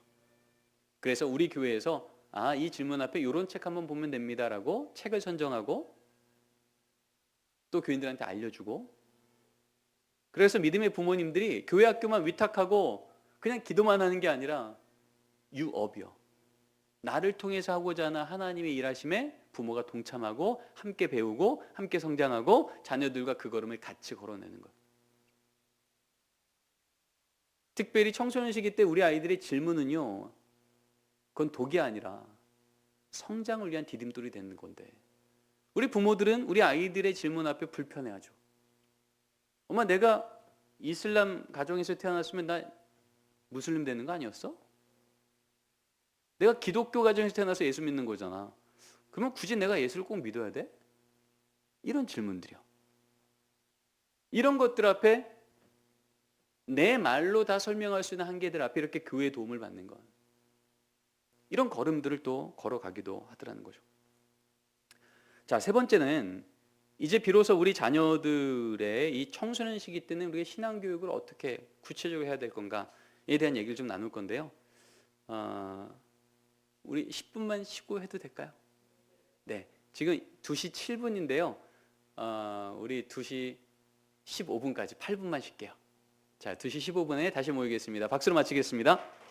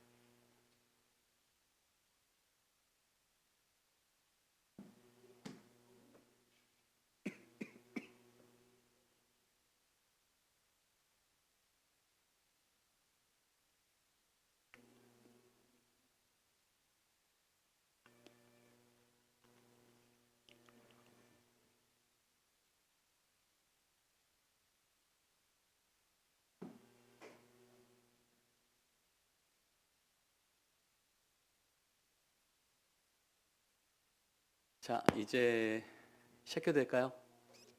네.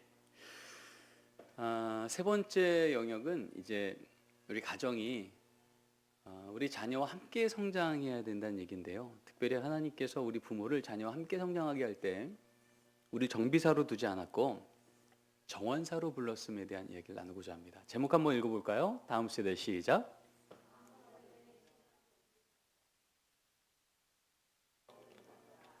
우리는 믿음의 부모님들의 역할이 자꾸 정비사인 줄 아세요. 기준을 딱 정해놓고 조금만 벗어나도 당장 행동을 교정해야지 내가 지금 잘하고 있는 부모라고 생각해요. 근데 여러분, 정비사는요 부품 갈아 끼는 사람이에요. 그렇죠? 근데 우리 자녀는 기계 부품이 아니에요. 우리 자녀는 하나님의 형상을 따라 자라나고 있는 인격체예요. 그래서 아무리 기준 잡아놓고 우리가 부품 갈아 끼려고 해도요, 우리 아이들은 그렇게 당장 바꿔지지 않습니다.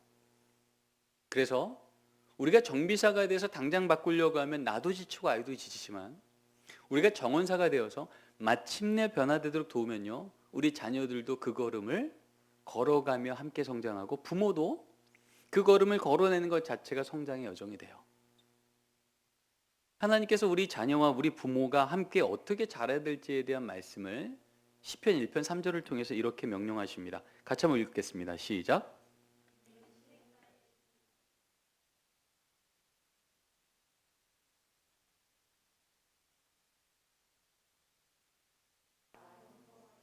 네. 세상은요, 우리 자녀의 열매를 20살 됐을 때 어느 대학 가는지, 30살 됐을 때 어떤 직장 갔는지, 40살 됐을 때 어느 정도 연봉 받는지, 그걸 봐야 열매가 잘 맺혔네를 생각해요. 그러니까 내 자녀가 20살 될 때까지 늘 불안한 거죠. 내 자녀가 30살 될 때까지 늘 불안한 거예요. 40살 될 때까지 불안한 거예요. 왜요? 그 대학, 그 직장, 그 연봉 못 받으면 어떡하지? 걱정되는 거죠. 그러니까 늘 세상에 끌려가는 거예요. 어떻게 해야 저거 채울까? 근데 하나님은요, 하나님의 백성들이 사는 삶의 방식은 전혀 다르다고 말해요. 가을에만 열매가 맺히는 게 아니고요, 성경은 이렇게 말합니다. Fruit in season, 철을 따라 열매가 맺힌대요. 한마디로 가을에만 열매가 맺히는 게 아니고요, 계절 따라 열매가 있대요. 영유아 유치기 때는 영유아 유치기의 계절에 맞는 열매가 있고요, 아동기는 아동기에 맞는 열매가 있고요, 청소년기는 청소년기, 청년기, 청년기, 성인기는 성인기의 열매가 있다는 거예요. 세상은 내 자녀가 20살 되기 전까지 늘 불안하지만 하나님의 백성들은 이걸 어떻게 보냐 하면, 내 자녀가 지금 유치부일지라도 유치부라는 이 계절에 합당한 열매가 하나님으로 인하여서 열리는 걸 봤어요? 그러면 아직 내 자녀가 20살 되려면 한참 남았을지라도, 지금 이 계절에 맞는 열매를 맺힌 하나님이 동행하시면 그때 그 계절 되면 그 열매 맺히시겠네, 이를 미리 믿고 미리 감사하고 미리 평안하고 미리 감격할 수 있는 거예요. 그래서 세상에 끌려가는 게 아니라 지금 내게 주신 계절 앞에 당당하게 수고를 감당하는 거예요. 불안해하지 않고 소망하며 갈 수 있는 거예요. 우리 아이들은 늘 세상 속에 그 얘기 듣죠. 너 그 성적이면 몇 등급 인생이야. 니네 집 그 정도 돈 없으면 몇 등급 인생 돼. 이게 늘 그 아이들이 듣는, 들음이 믿음이 된다 그랬는데 그게 지금 아이들한테 믿음이 됐는데, 하나님은요, 그런 세상이 말하는 것과 다른 성경적인 말을 누가 해주냐? 부모가 우리 자녀에게 계절마다 합당한 들음을 선포할 때 아이들은요, 세상에 끌려가지 않고 세상을 끌어갈 수 있는 영적 자존감이 있는 자녀로 길러주시겠다는 거예요. 그게 여기서 말하고 있는 하는 모든 일이 다 형통하다는 얘기는요, 그 끝을 하나님이 책임진다는 얘기인 거예요.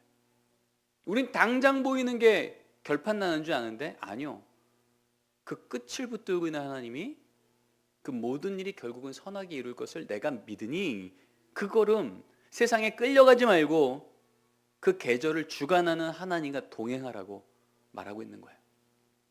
그런 의미에서 우리 자녀들은 이러한 인생의 계절들을 맞이하고요, 그 계절마다 합당한 정원사 역할이 부모한테 필요합니다. 지혜로운 정원사는요, 내가 원하는 계절을 당겨오지 않아요. 왜요? 당길 능력이 내게 없음을 알아요.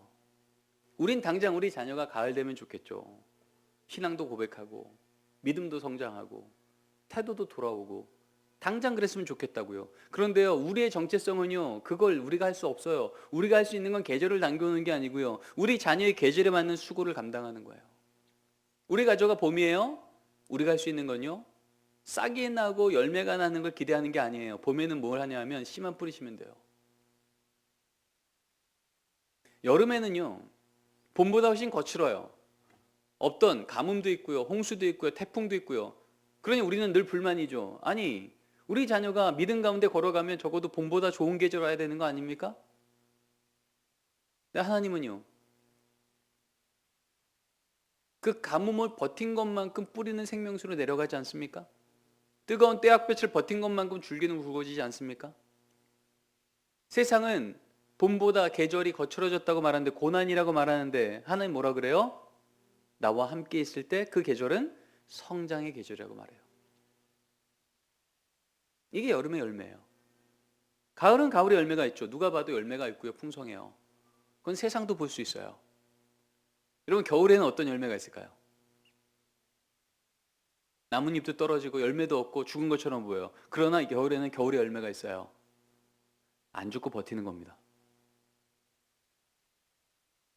그 추운 겨울을 안 죽고 버텼을 때 어떤 일이 생겨요? 봄이라고 하는 하나님의 계절이 딱 나타났을 때 안 죽은 그 나무는요, 추운 겨울을 버틴 만큼 싹이 나는 거예요. 우리가 할 일은 우리 자녀는 늘 가을이었으면 좋겠다가 아니고요, 우리 자녀의 계절에 맞는 분별력을 가져야 돼요. 그리고 그 계절에 맞는 나의 수고를 감당하셔야 돼요. 그게 정원사 역할이에요. 그래서 미취학기 때는 주로 하나님을 어떻게 경험하냐면 경이로 경험해요. 하나님에 대해서 깜짝 놀라는 거예요. 원들. 그러다 초등학교 저학년이 되죠. 1, 2, 3학년. 이때는 신앙을 어떻게 경험하냐면 하나님에 대한 기억을 쌓는 거예요. 성경 이야기를 기억하는 거예요. 하나님의 성품과 이야기를 내가 듣고 동의하는 거예요. 이게 하나님 만나는 사건이에요. 그래서 계절이 또 바뀌어요. 초등학교 고학년이 돼요. 4학년, 5학년, 6학년. 그러면 이제는 어떤 계절이 되냐면, 이제는 내가 기억한 그 이야기 안에서 하나님의 뜻을 발견해내기 시작해요. 그래서 그 단계까지 들어갈 때 우리 아이들은 난 신앙이 있어? 하나님을 만났어? 하나님 뜻이 이런 것 같아? 라고 하는 것들을 아이들이 스스로 인정하는 거예요. 그러다 아이들이 이제 청소년기에 들어가면 이제 아이들은 열정과 헌신 안에서 나는 하나님 만났어 라는 걸 고백하게 돼요. 이때 우리가 흔히 말하는 인격적 하나님과의 만남, 나의 열정과 나의 헌신과 나의 감정과 나의 의지가 그 하나님을 내가 내 인생을 거기에 하나님께 내 인생을 두겠다라고 선택하는 그 고백, 그걸 우리는 컨버전, 헌신, 회심이라고 말해요. 지금 우리가 경험하고 있는 이 티네이저, 미취학기 땐 부모 역할은 주로 보호자 역할이에요. 안전해야 되고요, 안내를 해줘야 되고요, 여기까지야 라고 선을 알려주는 게 우리 믿음의 부모의 역할이에요. 이게 정원사 역할이에요. 그런데 초등학생이 되면 이 부모는요, 보호자가 아니라 인도자가 돼야 돼요. 여기까지만 있어가 아니고요, 여기까지 와야 돼를 가르쳐 주셔야 돼요. 그러다가 자녀가 이제 청소년기로 넘어가요. 청년기까지 가요. 그러면 이때부터는 인도자가 아니라요, 앞에서 끌어가는 부모가 아니라 옆으로 와서 코치가 되셔야 돼요. 그리고 자녀가 이제 앞으로 갈 걸음을 먼저 걸어갔던 신앙의 선배로서 멘토가 돼 주셔야 돼요. 자, 조금만 더 들어가 볼까요? 청소년기를 이해하려면 우리는 청소년기 바로 전 단계를 이해해야 돼요. 초등학교 1학년, 2학년, 3학년이 청소년기 바로 전 단계예요. 뭐 여러 가지가 있지만 우리가 한 가지만 좀 집중합시다. 이때는요, 진리라고 하는 걸 어떻게 받아들이냐면 세 번째 줄입니다. 한번 읽어볼까요? 직관 시작. 네. 초등학교 1, 2, 3학년 때는요, 주로 진리라고 하는 걸 직관적 사고로 받아들여요. 직관적 사고라고 하는 인투이티브 띵킹은요, 나랑 관계가 좋은, 내가 믿을 만한 사람이 말하는 건 다 아멘이라는 거예요. 그러니까 요 시기 때 우리 아이들에게 신앙이 좋은 자녀를 기르려면 어떻게 되냐면 신앙을 늘 권면하는 부모랑 자녀랑 관계가 좋아야 돼요. 그러면 그 부모가 무슨 얘기를 하건 이때 신앙은 신화 문자적 신앙이라 그러거든요. 그러니까 그게 신화처럼 들리건 문자처럼 들리건 무조건 다 받아들이는 이 신앙의 스펀지 기간이 딱 초등학교 1, 2, 3학년이에요. 그래서 이때 중요한 것은 믿음의 부모와 자녀가 관계를 신뢰관계로 잘 맺어가는 거예요. 그래서 그렇게 믿을 만한 엄마가 근데 너 학교 가자마자 기도하고 시작해야 돼. 자기 전에 꼭 기도하고 자야 돼. 가정 예배는 꼭 드려야 되는 거야. 부모랑 자녀가 관계만 좋잖아요. 그러면 초등학교 1, 2, 3학년 때는 아이들이 잘 따라옵니다. 이게 믿음이 됩니다. 근데 문제는 뭐냐면 우리 아이들이 초등학교 4학년 티네이저가 되기 시작하면서 계절이 바뀌어요. 철을 따라 열매 맺는다고요. 계절이 바뀌면 정원사 역할도 바뀌어야 돼요. 이때는 이제 직관적 사고에서 논리적 사고로 바뀌어요. 진리라고 하는 것을 믿을 만한 사람이 말한다고 아멘이 아니고요. 그렇게 하는 내용이 믿을 만해야 아멘해요. 그래서 초등학교 3학년 때까지만 해도 물도와 그러면 네 했던 딸이 4학년 되면 물도와 그러면 뭐라 그래요? 왜? 로 바뀌어요. 여전히 엄마랑 관계는 좋지만 이 아이는요 이제는 세상을 보는 눈이 바뀐 거예요. 예전에는 엄마랑 관계만 좋으면 물 떠오는 게 문제 없었다고요. 근데 이제는요 논리적 사고가 됐다니까요. 누워있는 아빠는, 게임하는 오빠는 왜 나만 맨날 논리적으로 이게 보이는 거예요. 그러니까 묻겠죠. 왜? 여러분 그때 이 부모님은 뭐라 그래요? 너 지금 따진다? 너 사춘기 들어섰니? 여러분 이때 지금 누가 계절을 못 쫓아오는 거예요? 자녀가 계절을 못 쫓아온 거예요? 부모가 못 쫓아온 거예요? 부모가 못 쫓아온 거예요. 자녀는 이 계절에 맞는 성장을 지금 막 하고 있는 거예요. 그래서 세상에서도요 초등학교 4학년이 되면 학교에서 이제 논리적인 사고와 주장을 아이들한테 강력하게 교육시킵니다. 남들이 뭐라 그럴지라도 내 안에 이 논리가 분명하면요 그게 맞으라고 말하는 걸 소신 있는 아이, 똑똑한 아이, 논리적인 아이라고 칭찬해요. 딱 이 시기에 진화론을 배웁니다. 그러니까 아이들한테는 편하죠. 아, 인간이 이렇게 해서 여기까지 발전했네. 진화했네. 그때 우리 아이들은 부모님한테 한번 묻죠. 그럼 엄마, 이스라엘 이 성경 얘기는 이스라엘 신화야? 라고 묻겠죠. 논리적이니까. 이게 믿고 싶지 않아서 묻는 거예요? 아니면 내가 믿어왔는데 이거 어떻게 해결하지라고 궁금해서 묻는 거예요? 못 믿는 거예요? 궁금한 거예요? 궁금한 거예요. 한마디 믿고 싶은 거예요. 근데 논리적으로 말이 안 되니까 이 아이가 도와달라고 묻는 거예요. 그때 많은 부모님들은 뭐라 그래요? 묻지 마. 무조건 믿어. 묻는 거 아니야. 혼난다. 여러분 이렇게 부모가 말하는 순간 이 자녀가 뭐라고 깨달을까요? 아, 다른 건 다 논리적으로 따지는 게 맞지만 성경 얘기만큼 무조건 믿는 거구나 라고 받아들이겠습니까? 아니면 결국 신하였네. 할 말 없으니까 승질 내시고. 여러분 전자가 가까워요? 후자가 가까워요? 후자가 될 가능성이 훨씬 높아요. 여러분 왜 하나님은 이런 시기를 줬을까요? 초등학교 3학년 때처럼 그냥 말하면 다 아멘 하는 시기만 줬으면 얼마나 좋냐고요. 왜 굳이 이렇게 따지고 거부하고 이런 시기를 왜 줬냐고요. 만일 이런 시기를 안 줬다고 한번 상상해 볼까요? 그냥 말하는 대로 다 아멘 아멘 한 거예요. 그러다 이제 대학을 가요. 청년이 돼요. 결혼할 때가 됐어요. 근데 주변에 안 믿는 사람이 태반이에요. 그럴 때마다 이 친구가 그 안 믿는 친구들, 결혼할 자매를, 형제를 어떻게 복음을 전할까요? 교회 나와야 돼, 예수 믿어야 돼, 그게 진짜 사는 길이야 라고 말할 때 친구가 묻겠죠. 내가 왜 믿어야 돼? 눈에도 안 보이는 하나님을? 아니 하나님 선한데 왜 이렇게 세상은 악해? 왜 전쟁이 계속 있어? 너 기도한 거 왜 안 이루어져? 이렇게 세상이 우리에게 물어볼 때 이 자녀는 뭐라고 말할까요? 이런 기간이 없으면 그런 거 묻는 거 아니야. 무조건 믿어. 그냥 교회 나와야 되는 거야. 무조건 믿어. 여러분 그때 세상이 변합니까? 아니요. 성경 뭐라 그래요? 세상 앞에 할 말을 준비하라고 해요. 할 말을 준비하라는 얘기는 뭐냐면요, 그 세상 앞에 눈에 보이진 않지만 그 보이지 않는 하나님께서 내 삶에 어떻게 사시는 하나님으로 인정되었는지 내가 내 삶을 치열하게 확인해보고 걸어가보고 몸부림쳐보고 그랬더니 결국 하나님 살아계시네 라고 하는 것을 내 안에 확신이 생겼을 때요, 여러분 컨퍼메이션, 세례받을 때 여러분 컨퍼메이션이라고 말하잖아요. 컨펌이요, 내가 믿는 이것을 세상이 뭐라 그러고 난 이걸 난 믿는 거로 난 작정했어, 이게 나한테는 진리야 라고 하는 걸 확언하는 사건이 뭐냐면요, 입교예요. 그래서 입교가 영어로 컨퍼메이션이에요. 이 과정이 내게 필요하다는 거죠. 그러면 세상이 아무리 거부해도 나는 성경에 미련한 것을 가지고 내가 만난 하나님을 증언하고 고백하며 그렇게 사는 삶의 등을 통해 마침내 세상도 하나님을 알게 하는 그 걸음을 걸어가는 것, 바로 그 과정의 가장 기본적인 첫 단계가 뭐예요? 다 2단계예요.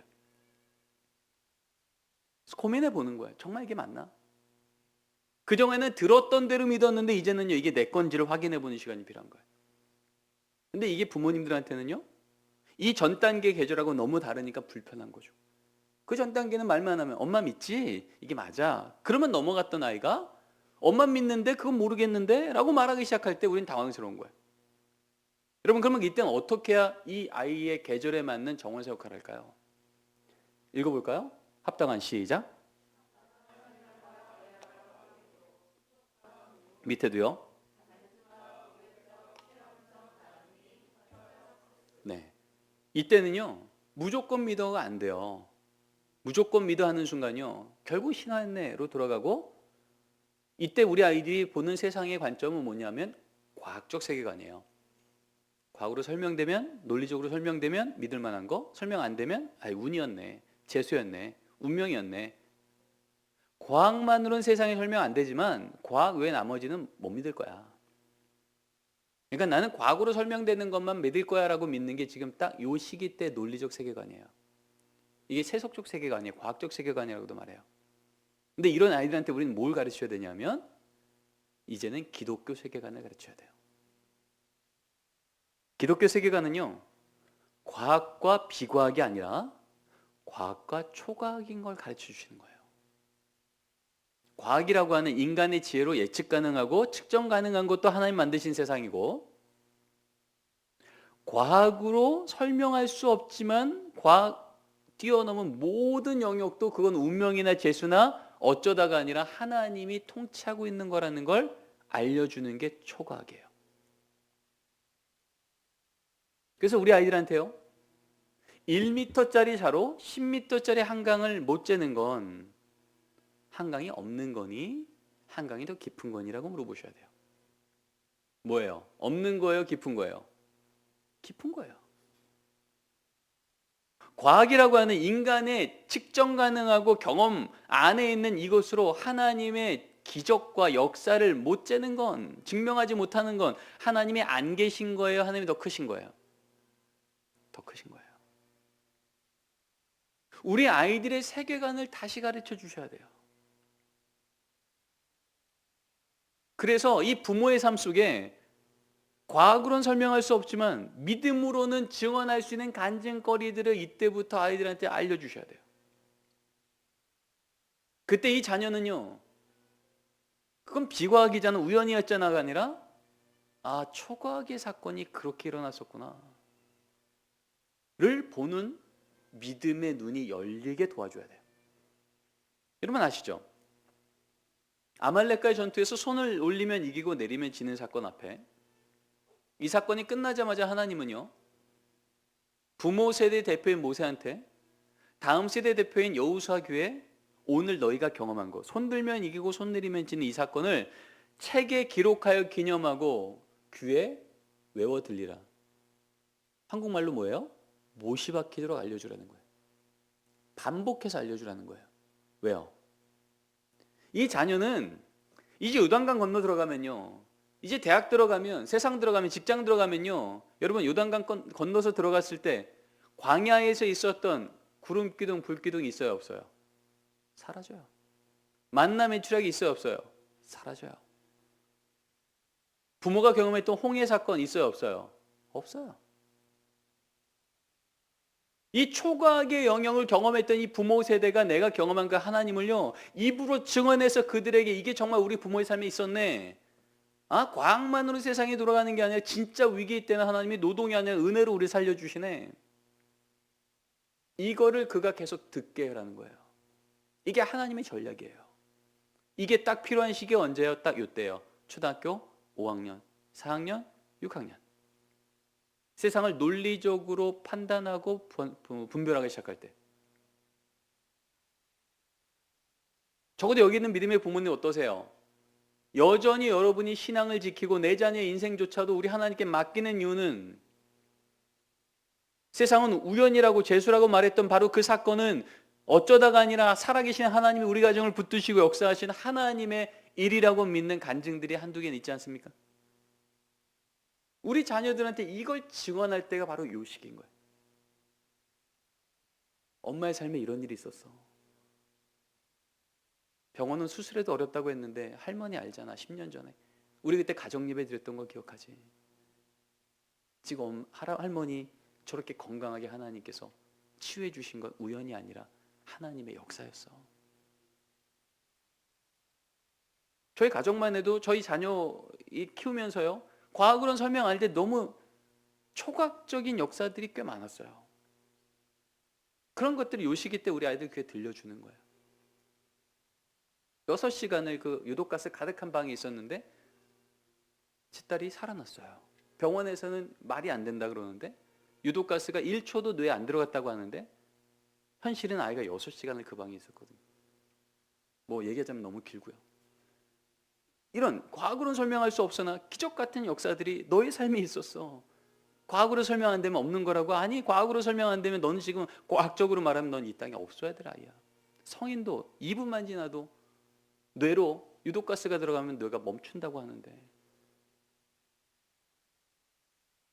이런 고백들을 나눠줘야 돼요. 여러분, 우리 집엔 그러면 그런 엄청난 간증이 없다고요? 괜찮아요. 왜요? 2000년 교회사 안에 이런 간증이 차고 넘칩니다.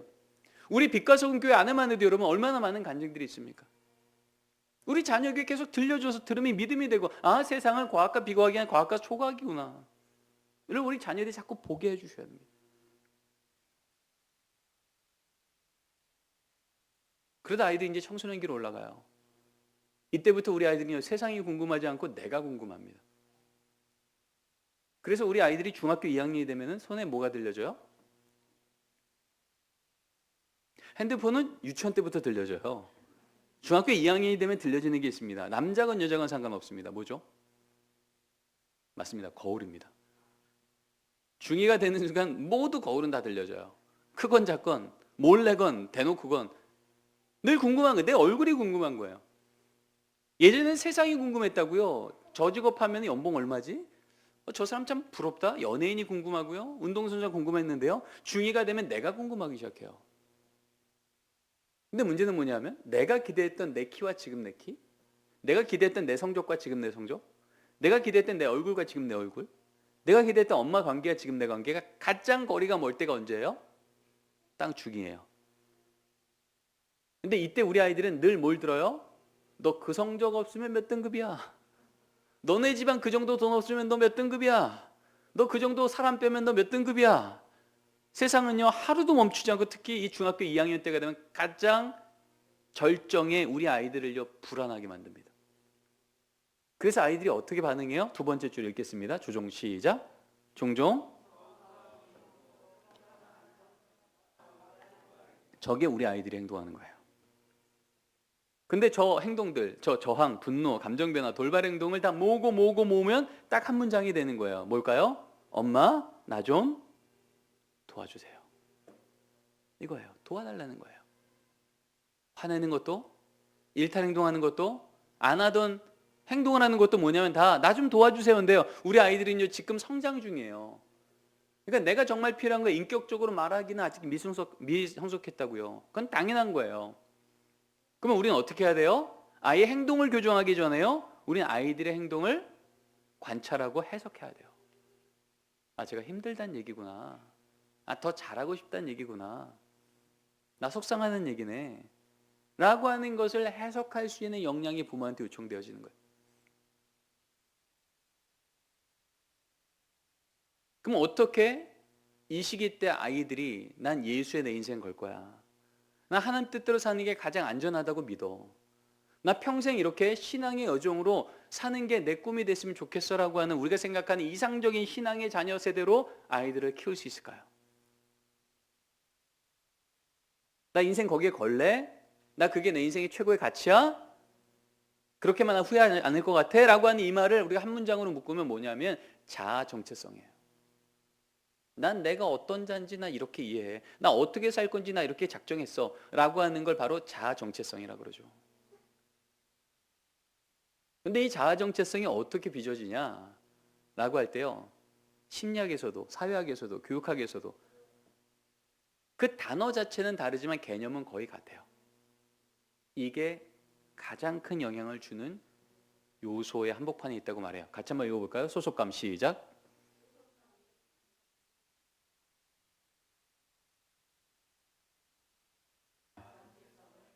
소속감이 강력하게 경험된 공동체가 거기서 말하는 얘기면요, 나도 그렇게 살고 싶은데? 거기서 말하는 권위면요, 나 그건 인정할 거야. 거기서 말하는 비전은요, 나도 그렇게 살고 싶어 라고 하는 걸 이 청소년 시기 때 우리 아이들은요 강력하게 내 것으로 받아들인대요. 그럼 문제는 뭐예요? 어디에 소속감을 둘 건가가 중요한 거예요. 여러분, 예전에 이 소속감을 애들이 어디다 뒀냐면 청소년기가 되면 어디에 뒀어요? 친구한테 뒀어요. 그러니까 아무리 힘들어도 친구 만나면 아이들이 좀 마음이 풀리는 거예요. 그래서 친구들이 하는 대로 같이 하고 친구들이 하는 대로 옷 입고 친구들이 하는 대로 행동하면 우리 아이들이 나 행복해라는 걸 느꼈다고요. 근데 지금 이 시대의 중고등부 아이들이 친구 안에서 소속감을 느낍니까? 교육사회적으로 보면 1994년도에 대학 들어온 아이들 때부터가 이제 수능 세대거든요. 93년도까지가 학력고사 세대예요. 수능 세대가 갖고 있는 가장 큰 사회적인 이슈 중에 하나가 뭐냐면요, 수능 세대는 모든 게 다 상대평가였습니다. 모든 게 상대평가였어요. 그러니까 친구는 경쟁자인 거예요. 아무리 우정이 중요해도요, 당장 내 미래를 결정하는 거 우선순위에 내가 저 친구를 밟지 않으면 난 밀려라고 하는 것이 우리 아이들의 정서 안에 들어오기 시작한 거예요. 그러면서 이것이 쌓여서 지금까지 와서 이제는요, 우리 아이들은요, 친구라고 하는 개념 안에 클래스메이트라는 것과 프렌드가 나뉘어지기 시작했습니다. 아시죠? 예전에는 한 반이면 다 친구였어요. 근데 요즘에 아이들은요, 너네 반 친구들 그러면 애들 인정 안 해요. 걔 나 친구 아닌데? 클래스메이트일지 몰라도, 같은 반일지 몰라도 걘 친구 아니야. 소속감이 다른 거예요. 예전엔 친구면요, 같은 반이면 그냥 다 운동했다고요. 소풍가도 같이 놀았다고요. 게임도 같이 했고요. 근데 지금은요, 아이들요, 게임도요, 너 그 정도 레벨 안 돼? 우린 못 들어와. 너 운동 못해? 우린 못 들어와. 아이들도요, 소속감이 친구 안에서도 좀 못 찾아요. 이게 우리 아이들의 현실이에요. 게다가 지금 우리 아이들이 중학교 2학년이 되면 이 신체적인 어떤 변화가 생기냐면, 감정을 조절하는 세로토닌이라고 하는 이 호르몬이 심지어 아동기에 비해서 40%가 감소합니다. 그러니까 화가 났을 때 이거는 화낼 게 아닌데라고 나기 스스로 조절할 수 있는 이 호르몬이 아동기 때부터 40%가 준다고요. 그래서 소아정신과 의사들은 무슨 얘기를 하냐면, 초등학교 5학년 아이가 중학교 3학년보다 자기 통제력이 더 높대요. 피지컬리 그렇대요. 뇌과학적으로 그렇대요. 그러니까 우리가 볼 때는 답답하죠. 아니, 초등학교 5학년 때도 안 했던 애가 왜 중학교 돼서 이러지? 라고 하지만 이게 지금 이 아이가 경험하고 있는 계절이라는 거예요. 근데 우리는 이러한 이 아이들의 호르몬 변화, 뇌의 변화, 신체적 변화를 우리가 모를 때는요, 이 모든 걸 다 어디다가 원망을 둬요? 우리 아들이 변했어가 되는 거예요. 대들어가 되는 거예요. 감정 조절 못하고 어떻게 예측을 그렇게 못할까? 네가 그렇게 행동하면 그 다음에 어떻게 나올지 몰랐어? 라고 우리는 늘 묻지만 진짜 몰랐어요. 세로토닌이 40%나 줄고요. 대신 뭐가 늘어나기 시작하냐면, 감정 조절하는 옆에 있는 변연체에는 편도, 들어보셨죠? 해마. 이게 급격히 성장해요. 그러니까 감정 조절하는 호르몬은 줄었는데 여기 보이시나요? 그러니까 이건 전두엽이에요. 전두엽이 뭐죠? 종합적 사고라는 거예요. 우리가 흔히 말하는 생각하는 그 뇌인 거죠. 그거는 지금 완만하게 올라가요. 그런데 이 측두엽을 중심으로 내 감정이 조금만 건드려도 아주 민감해지는 그 부분은요, 급격하게 성장합니다. 그러니까 이 간격이 멀어지면 멀어질수록 어떤 일이 생기냐면 아이들은요 충동적이고 사고를 멈춘다는 거예요. 근데 이게 모든 청소년기 아이들이 경험하는 그때의 계절인 거예요. 게다가 모든 걸 사고하고 판단하고 미래를 예측할 수 있는, 내가 이렇게 행동하면 그 다음에 후회할 거야 라고 하는 이 모든 것을 판단하는 핵심인 이 전두엽과 감정을 조절하는 이 측두엽, 이 해마, 편두체, 이 둘은 어떤 관계냐면요, 정반비례 관계예요. 그러니까 감정 조절이 잘 되면 사고가 잘 되고요, 흔히 말하는 공부를 잘하고요. 공부 잘하는 애들은 감정 조절도 잘 할 수 있는 이 구조가 하나님이 이때 만든 우리 인간의 뇌라는 거예요. 그러면 이 계절 때는 모든 아이들이 다 그렇게 감정 조절이 안 되고 사고가 멈출까? 아니죠. 그럼에도 불구하고 이 아이들이 이 시기에도 편도체를 조절할 수 있고 전두엽을 활성화할 수 있는, 사고하고 미래를 예측하고 내 미래에 후회하지 않은 행동을 할 수 있도록 판단하는 이것을 늘릴 수 있는 방법들이 있어요. 이것을 인문학에서는 주로 세 가지를 얘기해요. 하나는 음악, 체육, 문학. 그리고 최근에 특별히 이 코로나 이후에 이 감정 조절이 안 되고 아이들이 우울한 걸 많이 느낀 이 사회 현상 앞에서 중학교 1학년 때부터 피아노를 새로 배우기 시작한 아이들이 많이 늘었죠. 여러분 TV를 통해서 많이 보셨을 거면 인문학 강의 통해서 많이 봤을 거예요. 왜 그러냐 하면 그게 바로 이런 부분을 조절할 수 있는 효과가 있으면 이제 임상적으로 나타났거든요. 그걸 많이 알려줬거든요. 의사 선생님들이, 뇌과학자들이, 사회학자들이. 그러다 보니까 안 하던 피아노를 중1 때부터 가르치는 거예요. 왜요? 음악을 하다 보면 감정 조절도 좀 되고 사고도 좀 할 수 있고 급발진이 멈추더라는 거죠. 아니면 운동을 하든지 아니면 문학 작품을 읽으면서 내 삶을 객관적으로 자기 객관할 수 있는 이 렌즈를 계속 길러내는 거예요. 근데 여러분, 이것과 비할 수 없을 정도로 가장 강력한 전두엽이 활성화되어지고 편도체가 내가 인격적으로 그것이 옳지 않아라는 걸 인정하며 내 삶이 이렇게 살아야지라고 결단하여 삶까지 변하는 아주 중요한 사건이 우리 기독교인한테 있습니다. 뭘까요?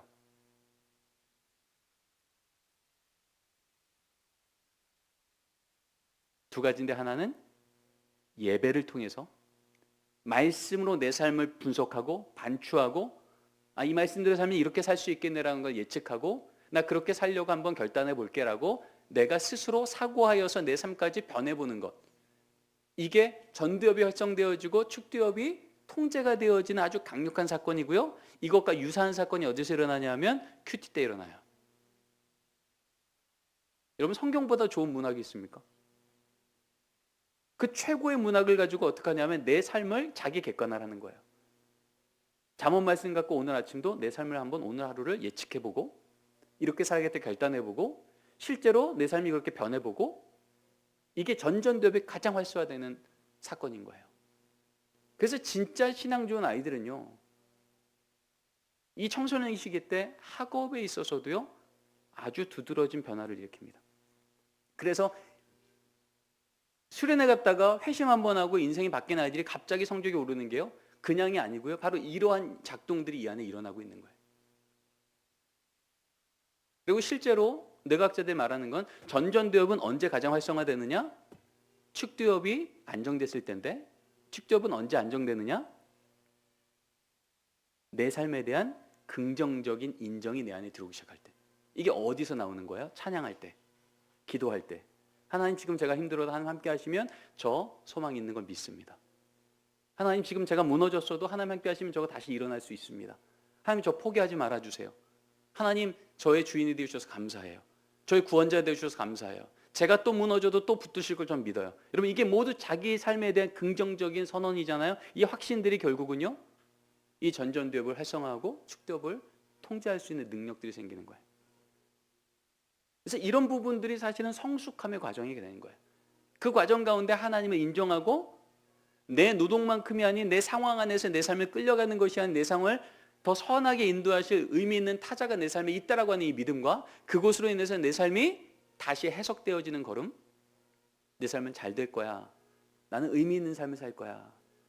나는 지금보다 훨씬 더 안전된 삶을 살 수 있을 거야 라고 하는 이것이 자기 합리화가 아니라 진짜 믿는 신의 하나님의 그분의 하신 말씀 안에서 내 안에는 진짜 확신이 될 때요, 이제 우리는 불안한 측두엽과 멈춰있는 전두엽이 아니라 이제 활성화된 전두엽과 통제되는 측두엽을 통하여서 이제는 미래 예측이 가능한 후회 없는 삶을 살아가는 걸음들을 가게 되는 거예요. 그래서 이 청소년 시기 때 우리 아이들과 신앙의 대화를 나누는 건 너무 중요한 거예요. 왜요? 아이들은 늘 이때 뭘 얘기해요? 너 그 성적, 그 돈, 그 스펙, 그 대학, 늘 내가 할 수 없는 것을 불안해하는 측두엽이 늘 자극되어지고 불안하고 힘들었던 그것들 안에 있던 아이가요, 그 부모하고 대화할 때만 대화하면 하나님 안에서 이제 이 부분은 진정이 되고 내 미래를 소망하고 격려하고 결단해보고 응원해보고, 여러분 이때 이 아이들은 뭘 경험하는 거예요? 이때 아까 얘기했던 소속감을 경험하는 거예요. 아, 이 가정은 안전하구나. 이 아빠는 안전하고, 이 엄마는 안전하구나. 이분들 안에서는 내가 위장하지 않아도 되는구나. 여러분, 그래서 우리 아이들이 언제 가장 회심을 많이 경험해요? 여름 수련회 마지막 날 저녁 집회 끝나고 기도 시간에. 왜 우리 아이들이 굳이 그때만 그렇게 주님을 많이 만날까요? 예배는 늘 똑같은 하나님의 은혜인데 왜 그때만 아이들이 그렇게 인생이 뒤집어지냐고요. 이때야말로 우리 아이들은요, 그 전에 하고 있었던 학원 다 끊고, 자기에 대한 부정적 감정 다 끊고, 수련회 와서 첫날부터 시작해서 공동체 훈련부터 말씀부터 시작해서 이 소속감을 느낄 수 있는, 여기는 나를 그대로 받아주네, 위장하지 않아도 되네, 나를 평가하지 않고 나를 환대해주네, 여기서 내가 정말 이 공동체가 말하고 있는 이 이야기들이 내 삶이 되면 나한테는 정말 소망이 있겠네? 하나님이 날 위해서 죽었다고? 그게 정말이라면 내 인생 끝장이 아니라 쓰레기가 아니라 하나님이 죽은 것만큼 존귀한 인생인 게 맞을 수도 있겠네? 나 이 약 물고 공부해봤지만, 나 이렇게 또 공부한다고 내 인생 자신 없지만, 하나님이 죽을 정도로 나 살렸으면 하나님 나한테 다시 한번 은혜 주시면 나도 요셉처럼, 나도 다윗처럼, 나도 다니엘처럼, 나도 베드로처럼 내 인생 나도 그렇게 살면 후회 없을 것 같아. 안전할 것 같아. 행복할 것 같아. 오랫동안 고민했던 내 인생 앞에요, 이 아이는요 인격적으로 그렇게 살기를 결단해 보는 거예요. 내가 이 문제 앞에 인격적으로 결단했기 때문에요, 이렇게 한번 결심한 내 인생은요 웬만하면 돌아가지 않아요. 이걸 우리는 컨버전이라 그래요. 회심이라 그래요. 세상을 다시 보는 거죠. 그 성적 안 되면, 우리 집안 그 정도 돈 없으면 안 될 줄 알았는데 정말 될 수도 있겠네. 그렇게 산 사람들이 있네. 우리 선생님이, 우리 목사님이 2000년 교회사를 통해 성경을 통해 끊임없이 증언되는 게 이렇게 사는 인생도 있구나. 난 세상이 말하는 인생만이 인생인 줄 알았는데 아니었네. 또 행복한 길이 있네. 여러분, 이것을 말해주는 공동체 안에서 아이들은요, 나 거기서 말하는 그 얘기, 요셉 얘기 내 인생 됐으면 좋겠어요. 거기서 말하는 그 권위, 나도 그건 인정할게요. 거기서 말하는 그 비전, 나도 그렇게 살고 싶어요. 이럴 때 이 아이는 이제 소속감이요, 세상에 속한 자에서 하나님께 속한 자로 옮기는 거예요. 그때 이제 나는 누군지가 다시 해석되어지는 거예요. 여러분, 이게 수련의 마지막 날 저녁만 경험되어지는 겁니까? 아니에요. 적어도 네가 어떤 모습이건 나는 늘 네 편이고 널 위해서 기도하고 너는 가치 있는 인생이야 라고 말할 수 있는 유일한 이 땅에 있는 기관이 어딜까요? 가정과 부모죠. 어딜 가도 너 성적만큼, 네가 한 것만큼, 네가 노동한 것만큼, 네가 증명한 것만큼만 넌 가치 있어 라고 말하는 날 평가하는 세상 속에서 날 평가하지 않고 나를 끊임없이 사랑해주고 맞이해주고 가치를 말해주고 그 인생을 응원해주는 그 공동체 안에서 우리 아이들은 진짜 소속감을 느끼는 거예요. 바로 이 안정감 안에서 그 부모가, 그 소속감이 있는 부모가 말한 예수는 내가 인정할 만한 예수고, 그 예수가 말한 하나님은, 성경이 말한 하나님은 내가 믿을 만한 하나님이 되는 거예요.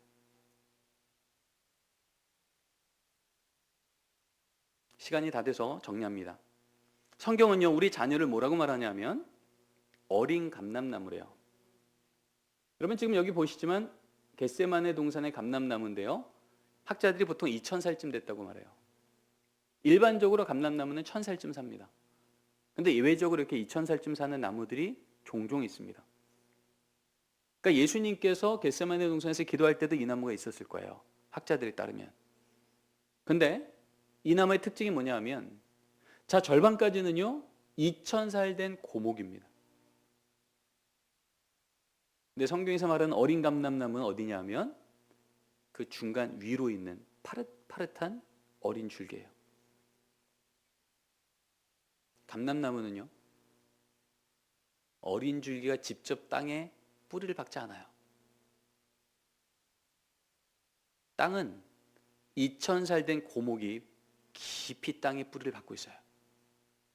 6개월에 비가 내리지 않는, 6개월이면 사막 자체가 되어버리는 그 메마른 땅에서도요, 이 어린 감람나무가 살 수 있는 유일한 길은 내가 땅에 뿌리를 박는 게 아니고요, 깊이 뿌리를 박고 있는 이 부모의 오래된 고목의 신앙의 뿌리, 그 위에 자기의 줄기를 내는 거예요. 그러면 계절이 가뭄이어도 이 나무는 언제나 잎사귀가 푸르르며 열매를 맺는 어린 감람나무가 되는 거예요. 그러면 2000살을 생명력 갖고 사는 거예요. 우리 자녀는 스스로 믿음의 뿌리를 자기가 내리지 않습니다. 적어도 믿음의 부모의 가정 가운데 자란 아이들은요, 내 부모가 이 가물 때 어떻게 하나님 앞에 뿌리를 내리는지, 그 뿌리 안에서 어떻게 세상을 응답해야 될지를 배워갑니다. 나는 아직 큐티하지 않을지라도, 나는 아직 믿음이 그렇게 높지 않을지라도 그렇게 걸어가는 부모의 그 걸음이 아이들한테는요 뿌리가 되는 거예요.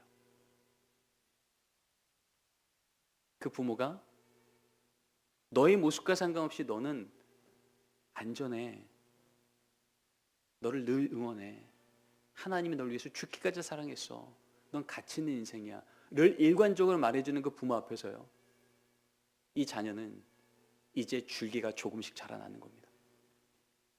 그래서 성경은 말하는 거예요. 여호와를 경외하며 그의 길을 걷는 자마다 복이 있도다. 이건 부모 세대한테는 얘기고요, 그런 부모 세대 밑에 우리 자녀들은 어린 감람나무처럼 자랄 거라고요. 시대가 가물었다고 탓하지 마십시오. 시대가 우리가 자랄 때만큼 비가 안 내린다고 탓하지 마십시오. 성경은 그 자녀가 늘 신선한 감람나무가 되는 길은 세상이 아니라 그 세상 속에서도 하나님께 뿌리를 깊이 내린 부모의 삶의 등을 통해 그 자녀는 하나님의 디자인 따라 아름답게 자라날 줄 믿습니다. 기도하겠습니다. 주님 감사합니다. 오늘 쉐마 학교를 통하여서 우리 청소년기 자녀들의 부모가 된다는 건 어떤 신앙의 정원사로 성장하는 것인지, 또 그런 자녀를 양육하기 위해서 우리 부모가 먼저 어떻게 돕는 배필로 서며 또 우리 자녀에게 신앙의 유산을 유업으로 전해주는 삶의 등이 하나님을 증언하는 부모가 될지에 대한 얘기를 들었습니다. 주님, 오늘 말씀하시면 숙제를 준 게 아니라 언약을 주신 줄 믿사오니 우리의 수준만큼이 아니라 하나님의 계획만큼 우리 가정 가운데 일하여 주시고 부모의 삶 속에 일하여 주시고 부모를 통해 우리 자녀 세대가 하나님의 살아계심을, 생명수를, 영양분을 오늘도 공급받는 그렇게 자라나는 어린 감람나무 되게 하여 주옵소서.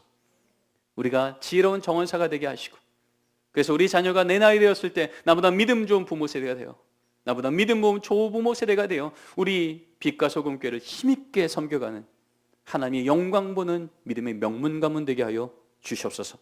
감사하며 예수님의 이름으로 기도드립니다. 우리 하나님께 감사의 박수 올려드리겠습니다.